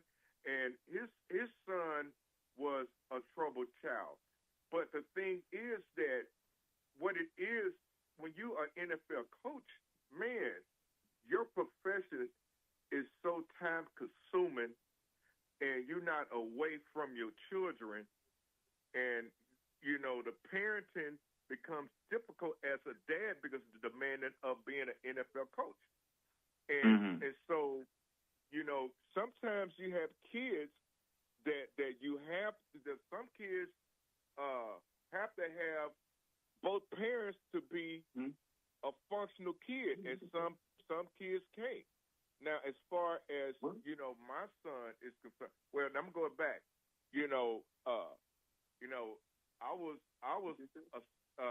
raised by a single parent by the late great Dorothy Marie Williams, and she had 3 of us, and she put the fear of God in us. You know, it wasn't no entitlement. She loved us. She loved us, but it wasn't no entitlement like it's then now with these parents now. And so when I became a parent, what the first thing I did was that, I had to watch and know and study my son, because I had to look and find out what type of child I was going to have.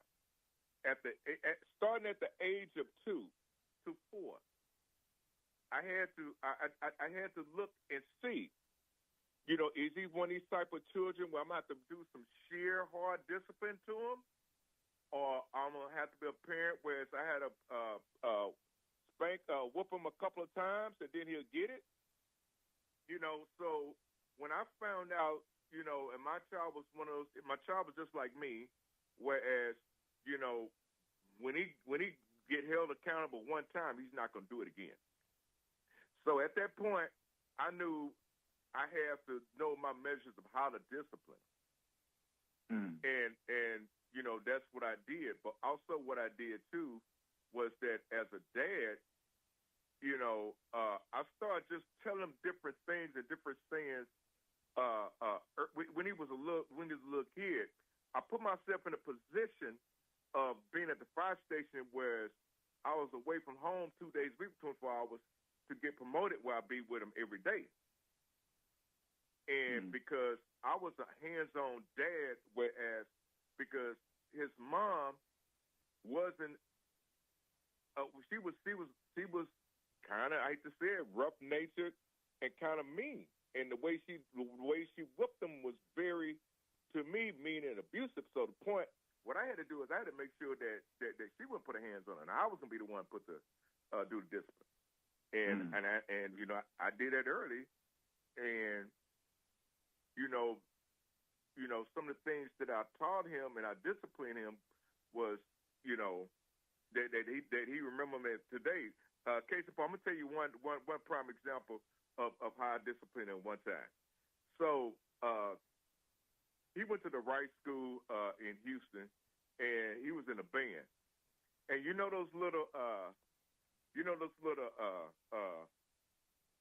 those good tasty chocolate covered almonds that all fundraising people have their kids to sell. Yeah. So my son decided that he wanted to get high off his own supply. Okay. Meaning that he, instead of him selling the candy, he was eating it. Mm-hmm. So when it comes down to returning the candy, when giving the candy and collecting the money from it, I said, "Where the money and where the candy?" And then he was afraid. He said, "I ate it." I said, "What? You ate it?" I said, "So how you gonna?" I said, "So how you gonna pay for this?" And he said, "I don't know." And I said, "Well, I'm gonna pay for it, but you have to pay me back." So every Thursday we would go visit my mom and my aunt, which is mama number 1 and mama number 2 for me. And so my aunt did for my son what she used to do to me when I was a kid. She used to give me money every week. So she would give him $25 every Thursday. She would give him $25. Whoa! So I said, "You got to pay me back." So how much candy did he eat? It was $25. Okay. I had to pay $25. Him and his boys ate it. So he had to pay for him and his boys for splurging. So what I did, I said, "Now when you get this money, you know what you got to do." So when he got this money from my aunt, he had to go right in front of him. I said, "Okay, you got paid?" He said, "Yeah." I said, "So you know what you do? You owe me." So he had to give that money that my aunt gave him to me right in front of him. and boy, he was sick. And my aunt was mad at me. And I Why? said, well, which, huh? Why were they mad at you? Well, you know, grandparents and stuff don't like for you to. Although the kids do stuff bad, they just don't like for you to discipline them in front of them. Although they beat the living crap out of you, they beat you senseless. But when you have kids, they don't want you to do to them what they did to you. Ain't that crazy? Well, so, you didn't beat man, him. You just had him pay for. You held him accountable for what he did with something that he was not supposed to do. He was supposed to sell the candy, and you have to make them responsible. So that's right. Ignore. And he never did. And he never did again, Michael. Yeah, no, you have to make them, hold them accountable. I'm not big on corporal punishment. The only time I will get physical with a child, I really don't. I told you I spanked my elder daughter one time. And I got accused of rape. So I found out that, it's best to keep your hands off of your kids, especially being a black man in America, because they were out to get me.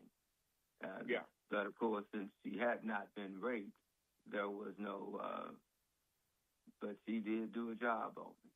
She did a job on me. Yeah. And, we was talking about that same conversation yesterday with parenting and everything when it came to black people. But they always put this myth that black men are the worst in the world. But statistics shows that black men are more involved in their kids' life than any other race of man in the United States. But they want you to believe that that's not so. Now, the attempt, when they tried, all that they did during slavery and stuff like that, when they separated sodas and everything like that. But the government attempt to separate the man from the woman was when they started granting black people, and especially black women, welfare. So their plan was that, okay, you can have welfare, but we know the story. Yeah, but you can have welfare, but the black man can't be present in the house. Right. And that was a plot to separate fathers from their kids. And to keep us from forming families. If you make us seem irresponsible, etc., to the woman, then, it separates the unity with the woman and the child or the children. They were very calculated. It's like what goes on now. There's one salary for white, another salary for brown, another one for black, and another for red. We have a tiered system here with white people being at the top and determining who else benefits. Rarely are we at the top. When we are, we're treated like Barack Obama. When they are, they're treated like Donald Trump. Donald Trump has made over $1 billion, they say, since he's been president of the United States. If that were Barack Obama, he would be under all kinds of investigations and indictments for using the presidency to enrich himself, which they're not supposed to do. But they'll let Trump do it. And make it rich. And before I go, Hey, and before I go, Michael, case in point, what you talking about as far as black people being the lowest of giving everything. I don't know if you watched the news yesterday, but they showed a chart on the news of the percentage of the city of Houston giving grants to businesses and broke it down by race.